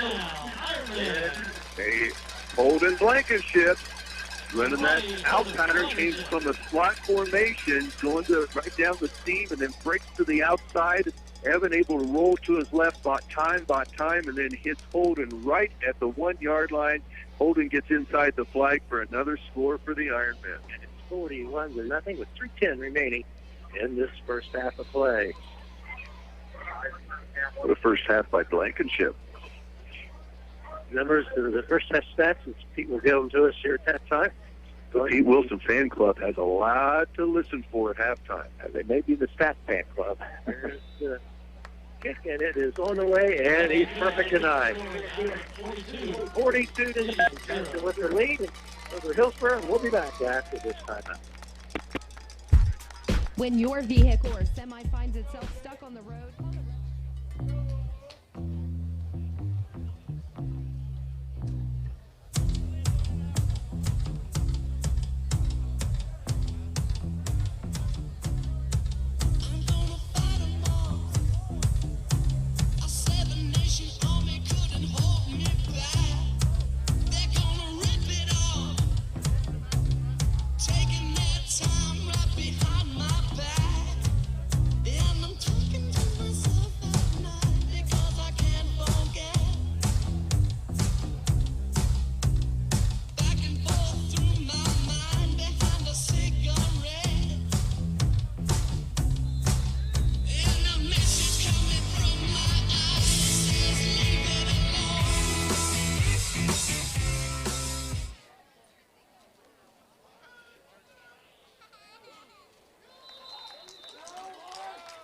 Kickoff was returned by number 14, Cameron Smart. Kickoff is taken at the 14-yard line, and he returns it out to the 26. That's where the 26-yard line. Hillsboro Indians will start the new set of downs. With a 42-0 deficit, Pete Wilson. All right, the Ironmen take advantage of the short field, and with time to spare, 4 plays, 43 yards. Ironmen overcome the personal foul penalty. Doesn't seem to bother him this year. 15-yard pass to Holden Blankenship from Evan Spires counts to the score. Extra point by Kuhn. He's now 6 for 6 on extra points. The Ironmen lead 42-0. 3:04 to go in the half. Now, 1st and 10 under center. As soon as a man in motion, they right it to the Parsons, the first back through, and he picks up into about 1, maybe 2. Give him 2 yards at now the 28-yard line. Nice tackle there by Brody Butcher, getting a lot of snaps there at the outside linebacker position. Stepped right up, made that play, 2-yard gain.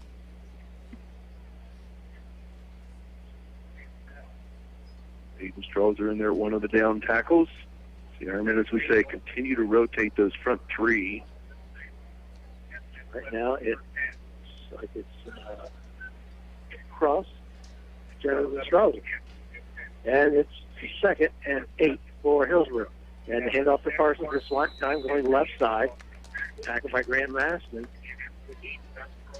And he picks up a couple of yards. Here's the 30-yard line. It's just going to be awful hard to run against this Ironman defense between the tackles, but Hillsboro just doesn't appear to have the ability to get to the outside, do they? No, they. Okay, and when they've gone to the air, they're 0 of 8 with 2 interceptions, so that hasn't worked either. Yeah, and one gave us a short field that we scored shortly after, and the other went 82-yard interception return. It's 3rd down and 5 for the Indians. Fumble on play. Ball on the turf. He lifts it up in the air. You always got to lift it up and out of the way. Ty Jones does what you're supposed to do when you recover a fumble. Lift it up so we can see who got it. Jackson Ironman with another turnover. And this one in Hillsboro's side of the football field. 1 minute and 39 seconds remaining before halftime. The Ironmen take over. Ironman offense back there with another short field. We only have 1 timeout, 1:39 to go, but we do have a 42-0 lead. Minus David Norris. 29. I was going to say David Norris in there for the Ironman now. He'll replace A.J. Denny at that right tackle position. Once again, got Trent Evans in there at the center position. Like Chips lines up to the short side of the field in a slot. Crater out here wide to the left side. And Spires hands off. That's to Hunter Webb. He's breaking some tackles. He picked up 10, 12 yards. And now it's a 13-yard gain for the Ironmen. Running back as he gets down inside the 20-yard line. Well, that's right up the gut. Get some good blocks in there. We'll see A.J. Daniel come in, replace Blake Cross. He's had a good first half of this contest. Having to go without a huddle. Clock down to 1 minute and 2 seconds to go before halftime.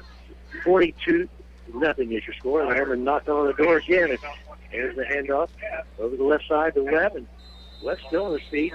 He probably make it down to the 12-yard line. See if the Ironmen get another snap. Don't know if we'll try to intentionally stop the clock. We'll see. 37 seconds, clock running. 42-0 the Ironmen. They're just outside the 10-yard line. Man away. Line is right now in motion. They hand off. Well, they're going to stop the clock. The penalty. Blankenship went in Hold motion. Blankenship the ball carrier. There is a flag in play. Ironmen going to be penalized. Dead ball. False start. Or Offense false number start. 62. They're pretty. Second down. First, that clock is still moving. So we're on a running clock now. Here's where we're at. Both teams must have agreed on that, so that will finish the first half, as that's going to run all the way down to the zeros. And with 42-0 is your score. Your teams head to the locker room. The Ironmen on top. The Hillsboro entrance. It's been all Jackson here in the first half. Yes, it has. And I don't know if it was as easy as we thought early on. Hillsboro came, I thought, played with a little bit of heart. They did some nice job. Their defensive front have made some nice plays. They tried to stop our running attack. They did a few times. But the Ironmen having a lot of success when they put it up in the air. Just the combination of the ability that we can run and we can throw almost equally, maybe beginning to think we might even throw it a little better than we run it right now. We've got receivers. We've got two quarterbacks that can have strong arms and can put it out there with excellent touch. It's a lot of fun to watch, and it's 42-0. It's the score we kind of anticipated. Maybe a little bit slow out of the blocks, but wow, once we got going, we made it look easy. Certainly did. 42-0 is your halftime score. Jackson leading the Hillsboro Indians, and we'll take a timeout. We'll be back. Halftime activities continue right after this. At Benton County National Bank, our roots run deep and our branches are strong. What does that mean to you? That means our family tree is rooted in 1867, making us one of the nation's oldest banks. It means that our family tree consists of branches across Ohio that we change with the seasons to offer the latest banking technology. We're experienced community bankers excited to help with whatever you need. Visit vcnbfamily.com to benefit from our deep roots and strong branches. Member FDIC. At Darrow Insurance Agency, we're proud to cheer for the home team and even more proud to have you on our team. Whether you need insurance for your home, car, or business, we have your back. And because our community is important to us, we'll be right there with you, cheering for all our area teams. Contact us today for more information about a policy from Encova Insurance. Visit Darrow Insurance Agency at darrowinsuranceragency.com or call 740-384-2630.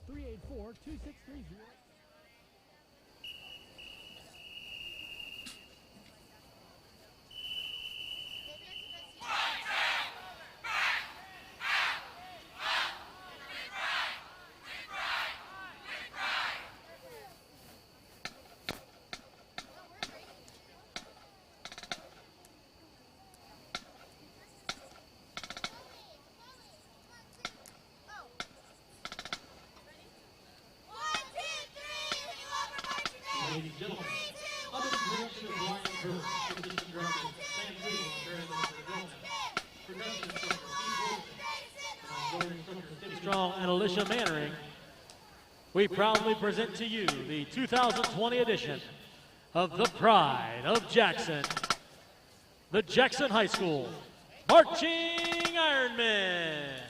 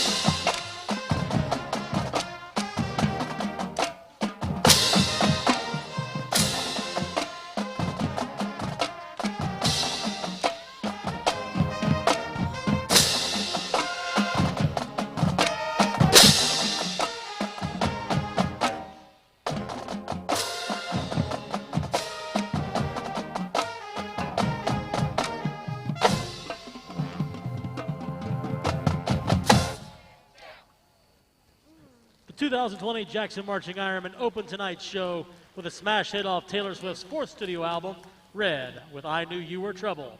For our next selection, sit back, relax, and enjoy some good old American rock and roll. Here is Sweet Child O' Mine by Guns N' Roses.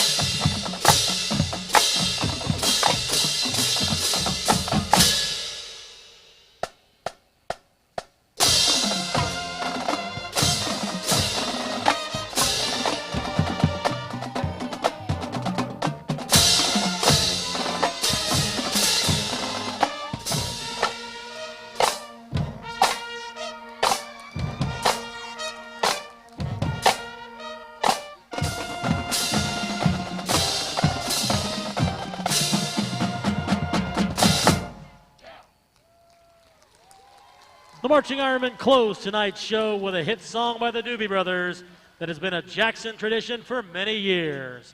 Here is Long Train Running!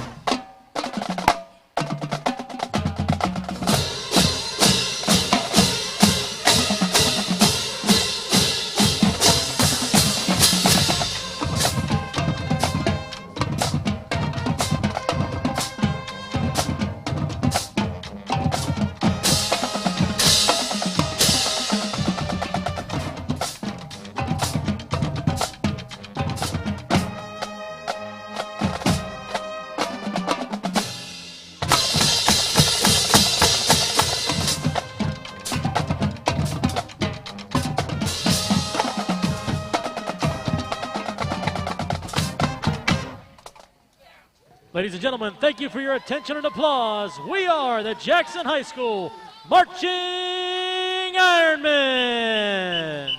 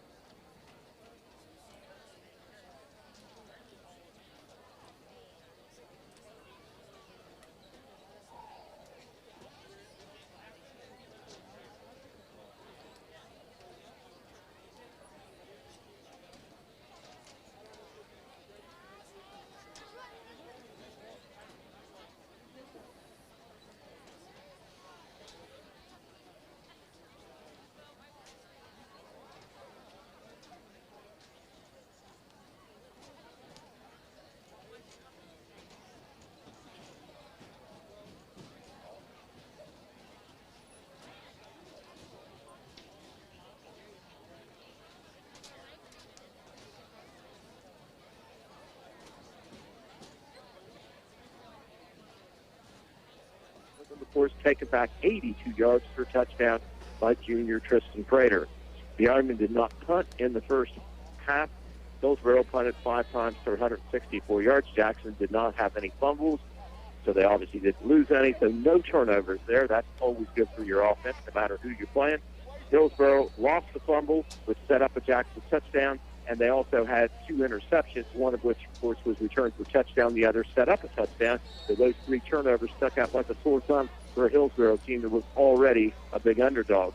Jackson 3 penalties, 30 yards. Hillsboro 3 penalties, 35 yards. Ironman's rushing total, the distribution individually was balanced. Hunter Webb getting the start tonight. He certainly earned that with the way he's played so far this season. 7 carries, 53 yards. Cade Wolford got in the second quarter. Did not play in the first quarter, but he had 3 carries for 27 yards. Had a good run called back, too. And Holden Blankenship, who showed that he is a threat, both catching the ball and running the ball, 4 runs for 23 yards. And 1 touchdown. For Evan Spires, all he's done is hit 11 of 16 passes, 4 touchdowns, no interceptions for 215 yards. So Spires, who did not start last week's game and has only played half of this one, 8 touchdowns, no interceptions to show for the backup quarterback. So obviously he is really doing the job out there. The pass receiving was well balanced too. Tristan Prater had 2 receptions for 37 yards. You say, well, that's not magnificent. Well, both of these catches were for touchdowns, and of course he had that interception that went all the way back for a touchdown on the 82-yard return. Holden Blankenship, 3 receptions, 42 yards, a touchdown. Traylon Davis, the big tight end, 3 receptions, 66 yards. He had a touchdown. South for Hillsboro was 0 out of 8 passing, with no touchdowns and 2 interceptions. The other interception was by Nate McManaway that set up a touchdown. And Bryce Parsons, the Hillsboro sophomore running back, has carried the ball 10 times but held to only 20 yards. So the Ironmen leading 42-0 here at halftime. We start with the running clock, and the Ironmen will have the ball. And I think that we're going to have to check up and down that roster because we're going to be calling some different things. Wilson, I got to say one thing about Evan Spires stepping in there and substituting for Jacob Winters, who has a hamstring issue, out this week, should be ready to go next week for the Ironmen. He has played 5 quarters and maybe a minute, and he has 8 touchdowns in that time frame. Wow. Okay, well, what more could you ask for your backup? I mean, usually your picture is, you have a good kid that's not going to hurt you in there, and he's handing the ball off all the time. Well, Evan Spires, you don't have to do that. You don't have to do that with him. Which Coach Hall told us that early in the year, and that probably came true. We're going to take one more timeout. Both teams are out there warming up. We're going to take a timeout. We will be back with third quarter kickoff in just 2 minutes. Hi, it's Kylie, and you know what time of year it is, football time. And our friends at Jackson Express, home of Big Papa's Pizza, subs, chicken, and more, have got you covered before or after the game. My dad just loves picking up a pizza and subs, or even chicken tenders with potato wedges. And he always gets my favorite, the super cheesy pizza. Oh yeah. Give me a J. J. Give me an H. H. Give me an S. S. J-H-S. Go Ironmen! Visit us at Jackson Express on East Main Street next to Toro Loco. Call 286-3811.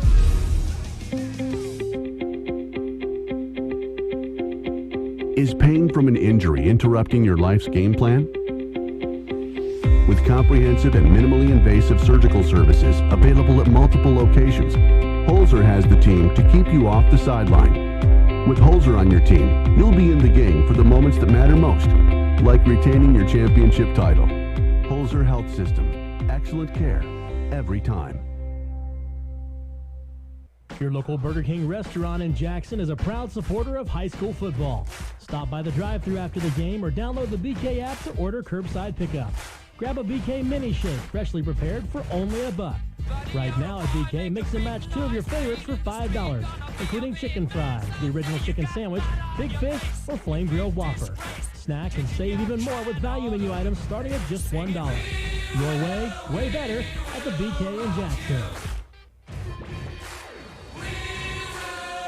Hey everybody, we're back with the 15th consecutive year, the Gillum Insurance Player of the Game. Tune in each and every single week for Dan and Dan on 96.7, and they'll be giving you the award right after the game. And stop in and see us at 135 East Huron Street at Gillum Insurance, or give us a like on our Facebook page at Gillum Insurance at facebook.com, or give us a call for any life insurance, home and auto, or commercial quotes at 740-395-0190.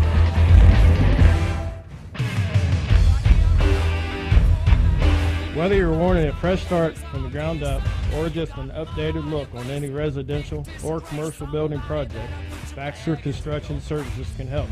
Give me a call, Kevin Baxter of Baxter Construction Services at 740-710-1290. Building the future, restoring the past. Baxter Construction Services, a veteran-owned company. Go Ironmen. When your vehicle or semi finds itself stuck on the road, call the rescue team at Angles Garage and Wrecker Service, located at 10992 Chillicothe Pike in Jackson. They provide 23.5 hours of damage-free towing and recovery service. Whether you need roadside service, a tow, or repairs, you can count on their team to get the job done. Angles Garage and Wrecker Service is also an authorized U-Haul dealer. Call Angles Garage and Wrecker Service at 577-3636. Let's hook up. All right, son, just keep your eye on the ball. Ouch, your boy sure can hit. He's costing me a ton, but it'll be worth it when he's in the majors. Until then, you should call Lone Central. If at any point in time the score differential reaches below 30 points, we will return to regular timing. Just stop by anytime. Lone Central, huh? I'll definitely check them out. You might not want to wait. That's Lone Central, located at 420 East Main Street in Jackson. All loans are subject to credit approval. You're listening to Jackson High School Sports on the all-new Mix 96 FM. And now, back to the action. There's the kickoff by Hillsboro to begin the second half. And it goes down to the 30-yard line and then is bobbled, and the Ironmen do recover out at the 35. So we're just underway here in the second half. Dan Dobbins, Pete Wilson, and Dan Morrow. And Jackson Ironmen leading it 42-0 over Hillsboro, and we will have a running clock in this second half to start. We do have, it looks to be, most of the starters coming out on this first series. A couple weeks back, the Ironmen played no starters in the second half. The next week, they played starters for one series on a kicking team. But we will see Jake player was Malone, beyond 5 yards to knock the football. 5 yards, we'll have another re-kick. The Hillsboro kickoff team was offside. And on the kickoff, we're going to do a re-kick. Okay. Well, we'll have to see. What Malone was just on the kickoff team, so he's running out the receive team, so he's running out there anyway. That's a 5-yard penalty, and Hillsboro tried to kind of a squib kick there, just to give the Ironmen no chance at a return. Nick Turner, sophomore, is the kicker. We have back deep toward Jackson. I think it's Tristan Crater.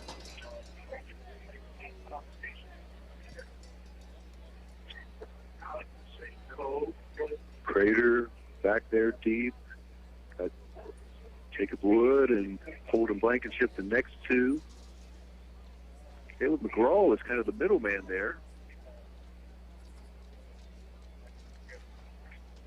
Okay, now we're ready to kick off. This time it's from the 30-yard line.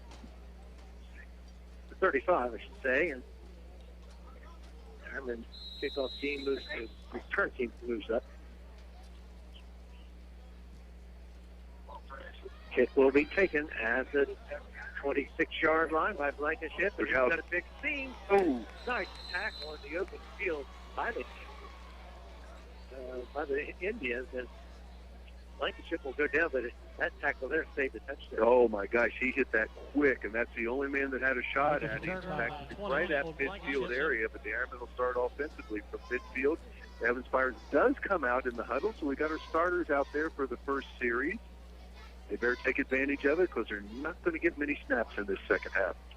Start right at the 49-yard line of Hillsboro. First and 10, ball on the right hash. Holden Blankenship's done a little bit of everything tonight. He's touched the football a lot of ways, and every time it's been pretty positive.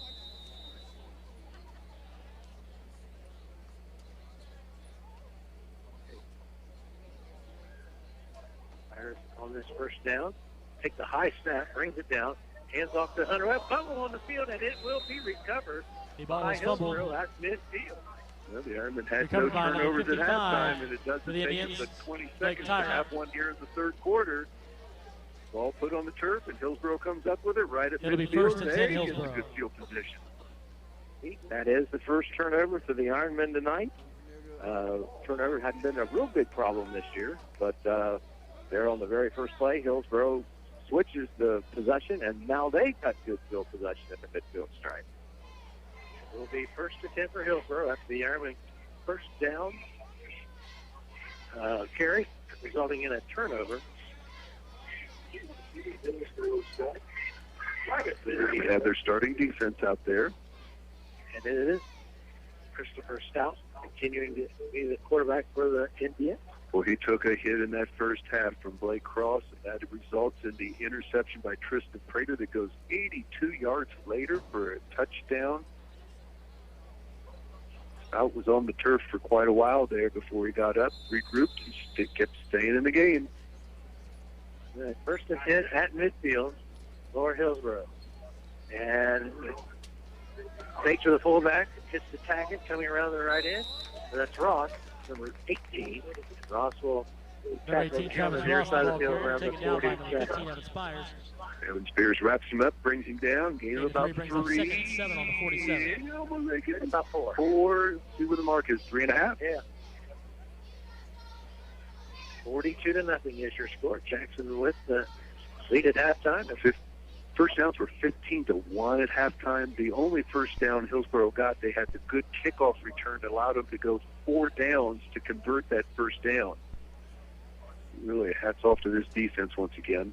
Second and 6 for Hillsboro. Now man goes in motion, and they take to the fullback, and the quarterback wants to keep it. Scout getting around the end. He's got the first down. It's pushed out of bounds inside the 40-yard line. And Irvin shuts him out of bounds, but not until he's able to run the option to the outside. Got a good block out there, and is able to turn the corner and convert their second first down of the evening. Gain of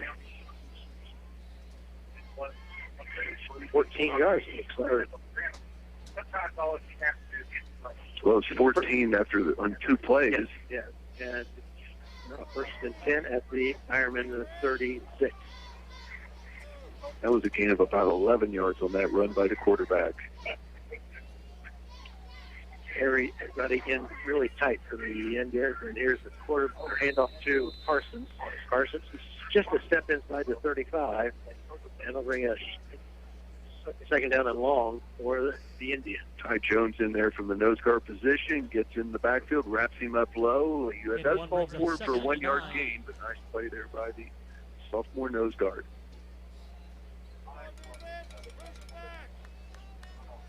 Hillsboro. I'm sorry, junior nose guard.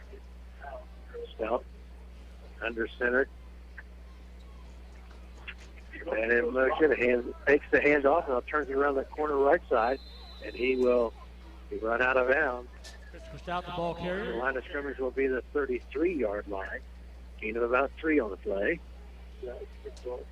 Scout's doing a nice job getting to the outside. Now, it's something they have not been able to do tonight is get outside of the tackles and get any positive yards. 3rd and 7.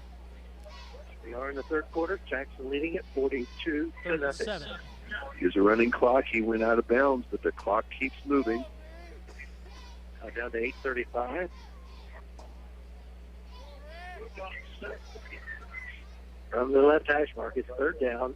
And here's the pitch and the fumble on the curve. And Stout has to go all the way back to the 40-yard line to get it. It was Traylon Davis and McLean Irvin there to nearly get the football. Traylon blew that one up. He's in the backfield immediately. The pitch then goes a little bit behind the running back because he knew he was going to get hit by Traylon. Gets on the turf. I think Stout was the one that recovered that, but it's a 4th and a long situation now. Stout recovering his own fumble. 4th down and 14 now. Ball back at the 40-yard line.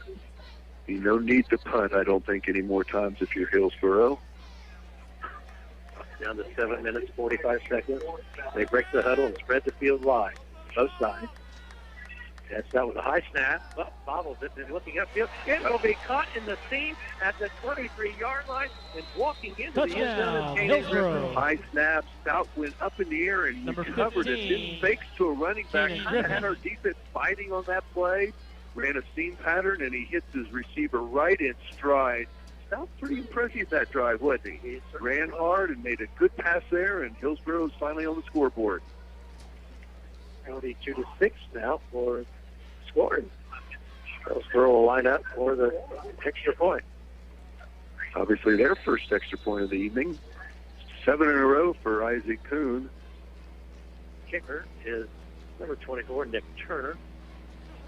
And player that scored the touchdown, Kenny Griffith, is the holder. It's on the way and down the middle and good. 42-7. 7:33 remaining in the third quarter. Breaking the action and we'll be back. Score, the Ironmen 42, Indians 7. Hometown Chevrolet knows that it takes a great team to win. So we assembled some of the best sales and service professionals in the area to help you out at your Hometown Chevrolet. Experience the hometown difference today at 501 West Emmett Avenue, Waverly, and our new used car location behind Roosters on Bridge Street, Chillicothe. Or visit us online at yourhometowncchevy.com. Hometown Chevrolet is your hometown Chevy dealer. We want to wish all area sports teams a great season. True fans know that success in football is all about tradition, dedication, and loyalty.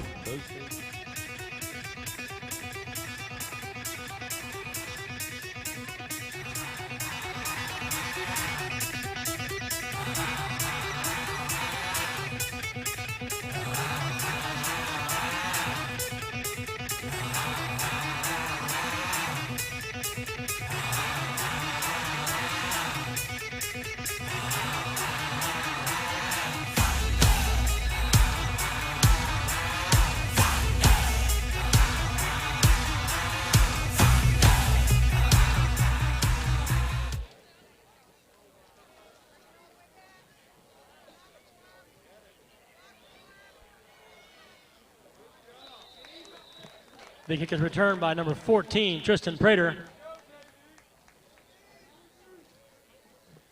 It'll be 1st and 10 Ironmen. Without a doubt, give Hillsboro a 50-yard drive. A 50-yard drive on 7 plays. Extra point is kicked by Nick Turner, and Hillsboro's off the goose egg now, 42-7. 7:33 to go is the time when that score happened. Ironmen take over at pretty good field position after the 33-yard return by Tristan Prater. You're right, Jake Malone out there, Dan, with the second unit. Slot to the left and I formation for the Ironmen. Malone hands off, second back through, and he's hit hard. It's pulled down behind the line of scrimmage. That was, as I said, Theron Smith ball carrier. He was hit in the backfield, and there'll be a loss of 1 on the play. He was hit extremely hard. That was a shot. So after the touchdown, Hillsboro maybe a little... Yeah, they came out ready to play here the second half. Obviously took advantage of a turnover by the Ironmen, but taking 50 yards to get the score. 4th down and long, we're able to convert that. Again, I formation for Jackson, 2nd and 11. One will pitch to the left. And turning it upfield, breaking one tackle on the back. Another hard hit at the 45. He falls forward for a gain, maybe a 2.5-yard gain. It'll be 3rd down and 8 coming up for the Ironmen. Smith again with the carry. That time he gets a couple positive yards. Gets 3 back.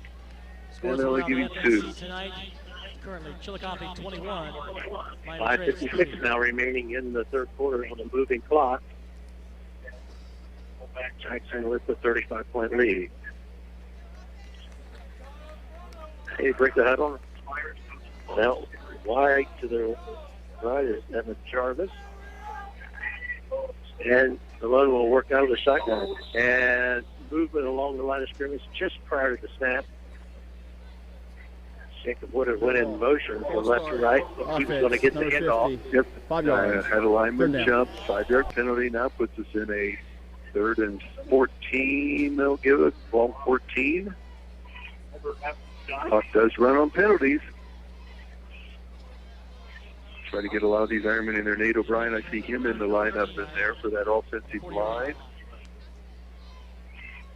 I think Alan Adams is on there. They're both on the left side of the line. Jarvis does it wide to the right. Slot that way. Takes the snap, and he wants to pass. The left-hander down the sideline to Wood. Wood, can he catch up with it? No, and it's incomplete. He had his man beat. The pass was overthrown around the 30-yard line. Just in front of the Ironman bench. See what the Ironmen want to do. They might be going for it here. Fourth down and 13. Ball back at their own 41-yard line. You line up if we're going to play for it. Well, remember, Malone pooched it last year. He did pooch kick it, dropped back. It looks like he's in a deep shotgun right now. At the 41-yard line, takes the snap, and he will punt it away, and it bounces at the 30-yard line, takes a big Ironman roll, and it moves down at the 23 here on the near side of the field. 38-yard punt there by Malone, as he did take a quick step back, and then a very short-legged kick there, but effective, as Hillsboro obviously had nobody back, and Malone got a good bounce to boot. I intended that punt, by the way. That's good, Pete. Yeah, man. We were all... we needed a drum in the background. So, boom. 4 minutes and 4 seconds remain. The clock will start when we stop. With the snap or whistle by the official. It's like Sean Woodyard in there at a nose guard position. Also along in there, Braden Powell. Creighton's at the nose guard. Woodyard at the tackle. Christopher Stout still on the quarterback for the Indians. Tyler Messer in there also in the interior for the Ironman defensively. And he takes the handoff, and I think a broken play, and being chased and brought down. Oh, no, he gets rid of the ball, throws it out of bounds, and was he in the grasp of Mitchell Mapes? Or I think they're going to give him incomplete. Mitchell Mapes chased him down, had him wrapped up, and he threw it straight out of bounds. Did they throw a flag? No, they're going to call him down. Oh, they called him down, so a sack by the Mapes on there. He threw it out of bounds, and there was a receiver in the area, so I was thinking maybe, they are calling intentional grounding is what they're going to call. That's right. Good pressure there by Mapes, forces the intentional grounding, and that's a loss of down and yards. Yes, it is. It'll be second in a bunch. Intentional grounding. And 3 minutes remaining, and the clock still moves here at the 5-yard spot third quarter play where the Ironmen lead at 42-7. In there, Derek Bowling come into the lineup for the Ironmen. New line of scrimmage for Hillsboro will be it's like the 9-yard line. They got to get it all the way out to the 32 to keep this drive alive. It is second down for Hillsboro. Second down, and let's call it 23 yards to go. Christopher Stout. He stands in the gun. Takes the snap, wants to pass. Looking over the middle. Ball will be incomplete. Thrown behind the intended receiver. That was number 83, Nicholas Lewis. Brings up third down. Coverage in there by Brandon Webb. Also back in the secondary, Evan Jarvis getting some snaps in there. One of the safeties is Hayden Fleeman. Clock down to 1 minute, 50 seconds remaining here in the third quarter. This has been a season that the second unit's got to play a lot of quality minutes in the second halves of these contests. Stout will take the snap from the gun, looking over the middle. We had a lot of time. Getting pressured, now throws it upfield, and the ball will be caught at the 42-yard line. And great catch in there. Pretty good defense by the Ironmen. It's taking the one on the coverage, but the receiver hangs on to it, and it's a 1st and 10 for the Indians. What a play by Stout, who has had a great second half so far. I mean, just one quarter. But he has made some plays. That one, he's rolling to his left, buys a lot of time, and finally finds the receiver deep down the field to convert a long 3rd and a mile, and they keep this drive alive. Line of scrimmage will be the 44-yard line. Running clock still intact, but a score here by Hillsboro will stop it. Inside 1 minute remaining in the third quarter. And Stout under pressure, trying to set up the middle screen. He's got the reception, but a loss on the play. Good tackle there by the Ironmen. Braden Webb read that play beautifully, and a lot of pressure put on Stout by Braden Powell. Two Bradens in there do a heck of a job on that play. Lose about 2 yards. The pass was completed, but Webb was right on top of him and brings him down for a tackle for a loss. Second down and 12. And should be maybe the last play of this third quarter.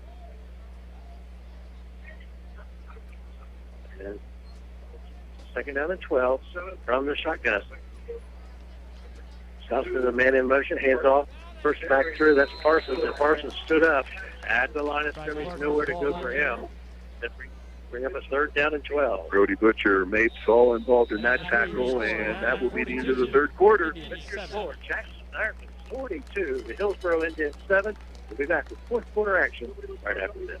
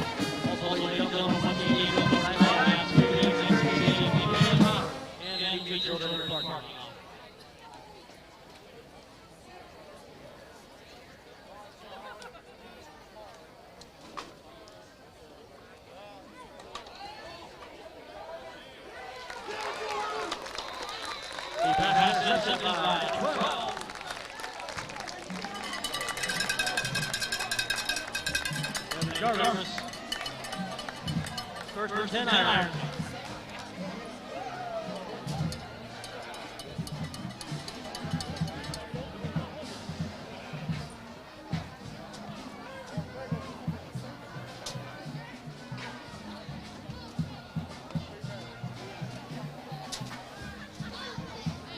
Get up representing football ball club, please use the press box. At some point, time, representing football ball club, please use the press box.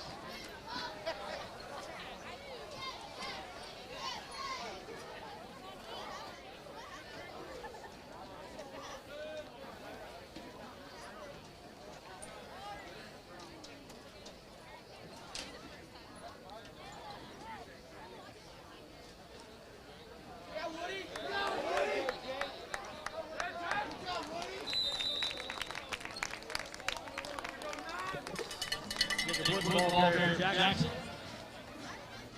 Good for Ironmen first down. First and 10 Jackson on 31-yard line.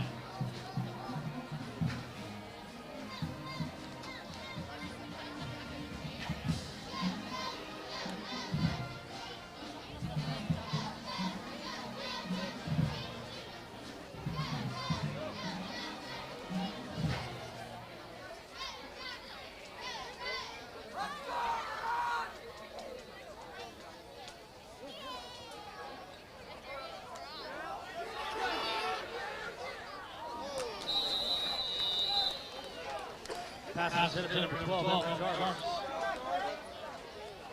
Second and 10 Jackson on 31.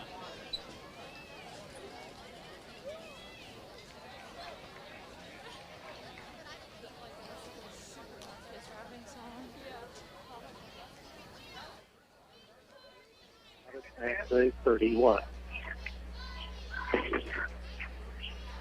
Jarvis goes wide to the left, in the slot to that side is Jacob Wood. Now the Ironmen line up to the eye.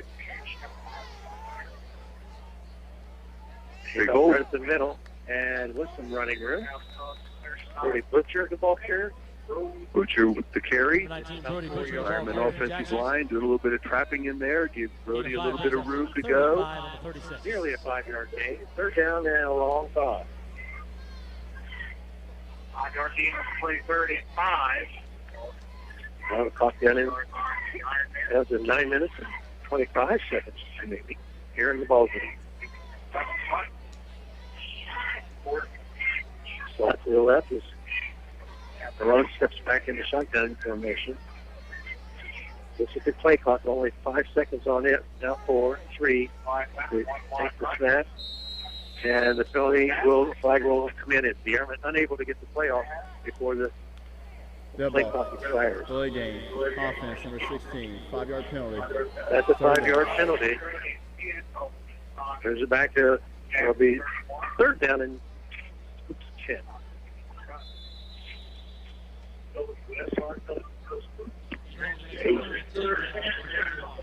The Airmen have not scored in this second half. Goal actually had one score, and that was the Indians with that pretty pass play. They're learning to score the lead. That was on a 4th and about 14 that they were able to complete that for the score.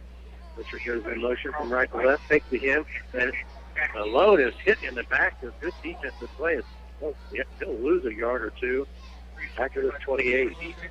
Yeah, Jake didn't have any room there to go at all. 2 defenders in the backfield. He's wanting to run behind this right side of the offensive line, but he is hit, goes down, and now we'll see the short formation kick once again. Well, stand around his 21-yard line, gets a high snap, and booted away. Good looking kick. Good high kick. Fair catch called for, and he fumbled the football. And big pileup at the 42-yard line. And the Ironmen get it. It's Jackson football. How about Brody Butcher digging in there? The ball is bobbled just a little bit. He goes in there and spots for it, and he comes up with that loose football. The Ironmen get another shot at it offensively. And stay on the offensive unit, on the field. Now the clock down to 7:35. Well, I would say run up and make the catch, save that yards if you can. But that time he ran up in the face of the defense there, and that caused him to fumble it around. Pete. That was a 30-yard punt by Jake Malone, and he helped set that up by getting it high, making Hillsboro field it, and they did. Malone in shotgun. He's forced out of the pocket to the right side, rolling, looking, left. Has to throw his left hand to the ball, and it's going to be caught by Jacob Wood at the 23-yard line. Was that thrown to Jacob Wood, or did he just have a heads-up play and chase that high pass down? Malone rolling to his right, had a lot of pressure right in his face. He threw it up down the middle of the field, and Wood had the presence to chase it down and make that catch. Very hard to roll to your opposite hand. It is. And he really threw that up in the air, and Wood did a nice job of finding the football for the first down. Well, that's when you have multiple defenders breathing down your throat also. They had a lot of pressure on him. Out to both sides for the Ironmen. Here's Malone on a keeper as he will get down to about the 21-yard line, brought down by Deegan Bloomfield. Second unit really eating up this fourth quarter. We're at 6 minutes and 22 seconds on a running clock. So it's second down and 8. Ball rests at the Hillsboro 21-yard line, right hash line. Off to both sides once again. Running back in the backfield for the Airmen is Braden Powell. And they take the foul. Malone keeps it, trying to find his way. Broken through, and he will score. Touchdown from 21 yards out. Jake Malone. I see no flags on there. Nice job at that offensive line. Jake Malone did a good job of finding the seam, breaks in the back into the secondary. Got a good block at the 5-yard line by Brandon Webb, and he's able to take it into the end zone. Once again, the second unit just playing outstanding football as a unit, offensively and defensively, and as basically outscored their opponents every opportunity they've had this year. Wood, Jacob Wood will hold for the Ironmen. He's in Crabtree with the extra point. And this one may have had a hand on, but it falls where it's no good. And 5:53 remaining in the football game. Jackson 48-7. We'll be back. More Jackson Evans football after.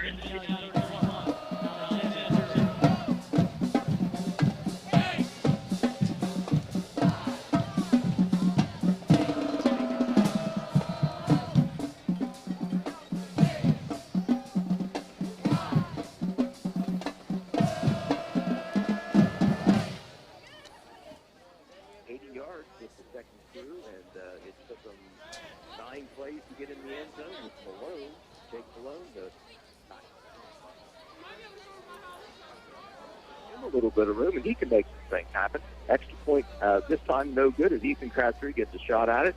Ironmen, though, still lead 48-7. I got a question for the best stat man this side of Mississippi. Is it an 80-yard drive, even though we got it on the turnover of the punt fumble? Oh no, I'm sorry, it wasn't. Make that a. What was it? We get that ball. Oh, I'm sorry, I'm looking totally wrong there. Ironman, it was a 42-yard drive.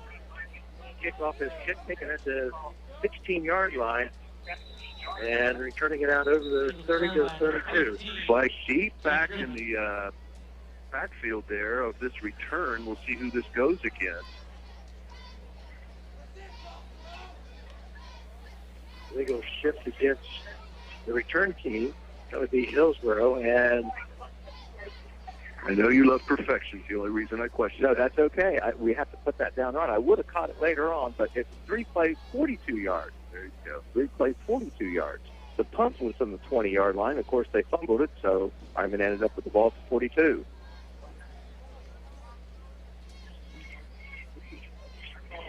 The referees will sort this out. Oh, it appears to be going against Jackson. Is that? No, the initial indication was against Legal substitution. Hillsboro. 12 players were on the field. Penalties decline. The first down, Hillsboro. 12 players on the field, and Ironman declined it. So takes over at the 35-yard line. That gets the clock started. Look at the 31-yard. So we got that all sorted out. First and 10, Hillsboro. Now we're down to 5:35 remaining.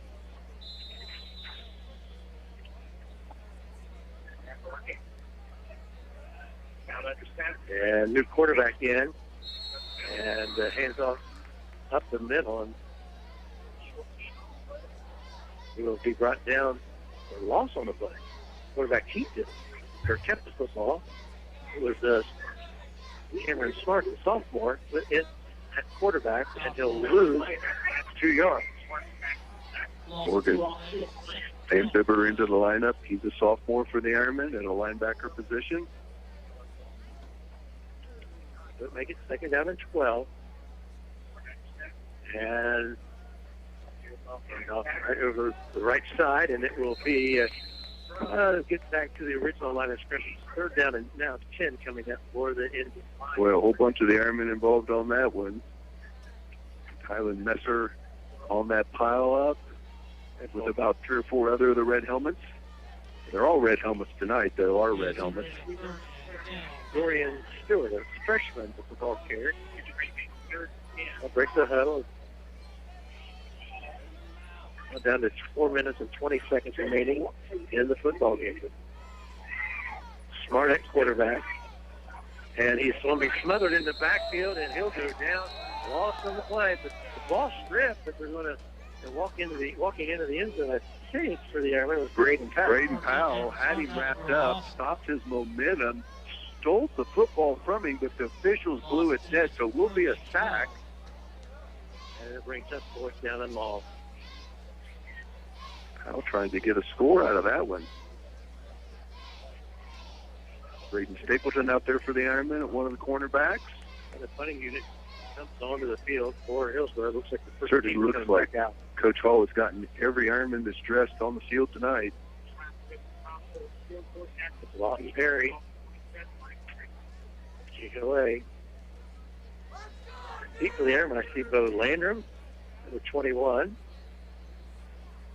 And Evan Jarvis has the football. He's the other deep man. He's stiff on his one player. Not a good move as he gets around. Man is still on his feet. Wow. Won't go down. Out of bounds. He's still on his feet and holding onto the football. Good return out to the 42-yard line. And now penalty flags for them from everywhere. How many? 3 flags, I think, thrown up in the air. Boy, Evan Jarvis ran about 60 yards there to get about a 3-yard gain, but he would not go down. He wouldn't quit. He just kept playing. Then you had all kinds of, right at the end of the tackle there, 3 flags came out. The referee's going to hash that out, but that was an exciting punt return. That's when they say you play to the whistle blows, because he was tightrope. He did not want to go down. It penalty will be a personal foul against Jackson. The 45-yard line, so let's move the ball back to close to the 30-yard line. Dead ball. Personal foul. 3:02 to go when they team, mark number this 3. off, and then the officials will 15 start yards the in the clock. line, It will first be a down running Jackson. clock, and once again, 48-7, your Ironmen score, getting win number 5 on the season and setting up the showdown in Chillicothe next week. Cavaliers winning against Miami Trace tonight.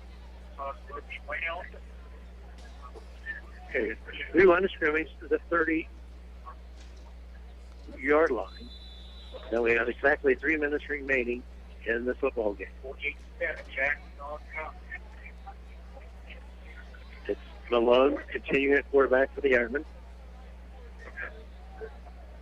Slot to both sides of the football field. And a handoff on that jet sweep is to Brandon Webb, and Webb is over the 35, made it to the 37-yard line, so gains about 7 on the play. Second down, 3 coming up. Webb shows a little quickness, getting the corner turned. Good first down play.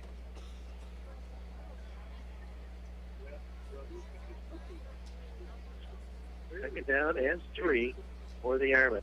Ball placed on the left hash. They break the huddle and come out. Slot to both sides of the field. There's a take to the fullback, and Malone takes it for the first down. He's out near the 43-yard line. That's the first down for Jackson. Jake Malone with the Ironman score this second half. Very pretty touchdown run on the last possession. Remove the chain. Another first down for Jackson. Just a few more snaps going to be in this football game. We're at 1:39 on the running clock. First and 10 from their own 43-yard line. Malone wanting to pass, going deep down the side or middle of the field, and it's incomplete around the 28-yard line. Keeps the clock running. Looks like second down and 10. Webb was the intended receiver. It falls incomplete. Center for the Airmen is Trent Evans. He played some with the first unit there in this game. Getting a lot of snaps at the center position. Now less than a minute remaining. Second down and 10 for the Airmen. On the shotgun, Malone looking at pass, looking, throws it out field to Webb, and it falls incomplete. A little short of the intended receiver at the 30 or at the 40-yard line. That'll bring third down and 10. Webb was wide open, but ball just didn't get to it. They started it, so the Ironmen will have one more play. They don't need to run another play. Well, they'll have to take a 5-yard penalty if they don't. So you're right. Less than a 5-second difference on the play. Third and 10 for Jackson. And Malone and to Smith. And Smith will be tackled shy of the 50-yard line. And that will do it. The ball game is over as the 0, and the Jackson Ironmen come away with another big victory tonight, 48-7. They remain undefeated and 5-0 on the season. One of those games you like, 42-0 at halftime. Second unit gets to literally play the whole second half, and they tie the score at 7-7 and get a lot of quality minutes. Just a good job, everybody on the squad gets on the field tonight, snapped in. Very good game. It is week 5. The Ironmen are 5-0 again. We've set up a championship team next week in Chillicothe, and it'll be the Cavaliers coming in undefeated in the Frontier Athletic Conference. Their only loss comes to a team named Wheelersburg. It's pretty good. They don't lose many times. Week number 1, 31-0. And they've started to score some points, and they have some speed. They have some athletic ability, especially at the quarterback position. It should be a fun week to prepare for that Chillicothe team. Okay, 48-7 is your final here at Jackson tonight. And stay with us. We have some awards to give away. The people stats and a final recap of tonight's game. And Coach Shaw, stay with us, and we'll be back right after this.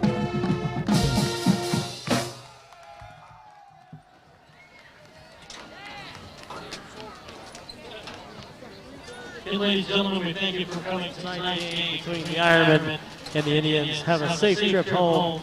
And we do ask that you exit the stadium at this time.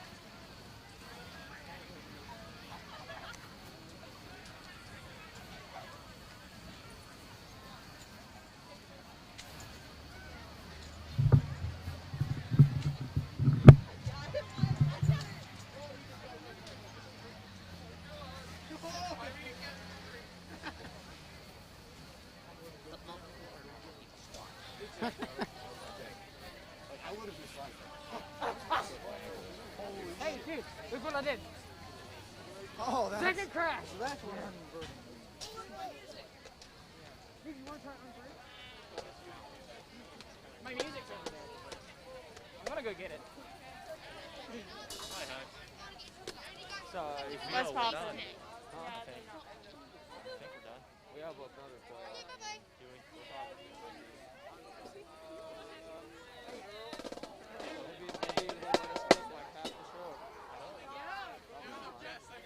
Problem. Oh, it's my crummy ride. It's so old and busted. You need to call Loan Central. Their friendly lenders can get you into a new set of wheels faster than a speeding bullet. No appointment necessary. Just stop by anytime. Thanks.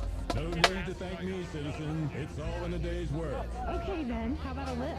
I'm not a super taxi. That's Loan Central, located at 420 East Main Street in Jackson. All loans are subject to credit approval. There's a unique rehabilitation program in Jackson, Fast Track Rehab. This program features a full-time team of dedicated therapists and staff whose only goal is to get the patient home and back to their life fast. Whether it's a few days or a few weeks of rehab, the Fast Track Rehab team tailors the program to meet the needs of each individual patient. Fast Track Rehab is about getting you back to the things you love, and Fast Track Rehab is only available at Four Winds Community. In this moment, who has your back? Do you know the name of your insurance agent? Does your agent know your name? Or would you call a 1-800 number that connects you with who? Another state? Another country? Get a local independent insurance agent with Auto Owners Insurance. Someone you can call when bad stuff happens. In this moment, get an agent who will protect you in that moment.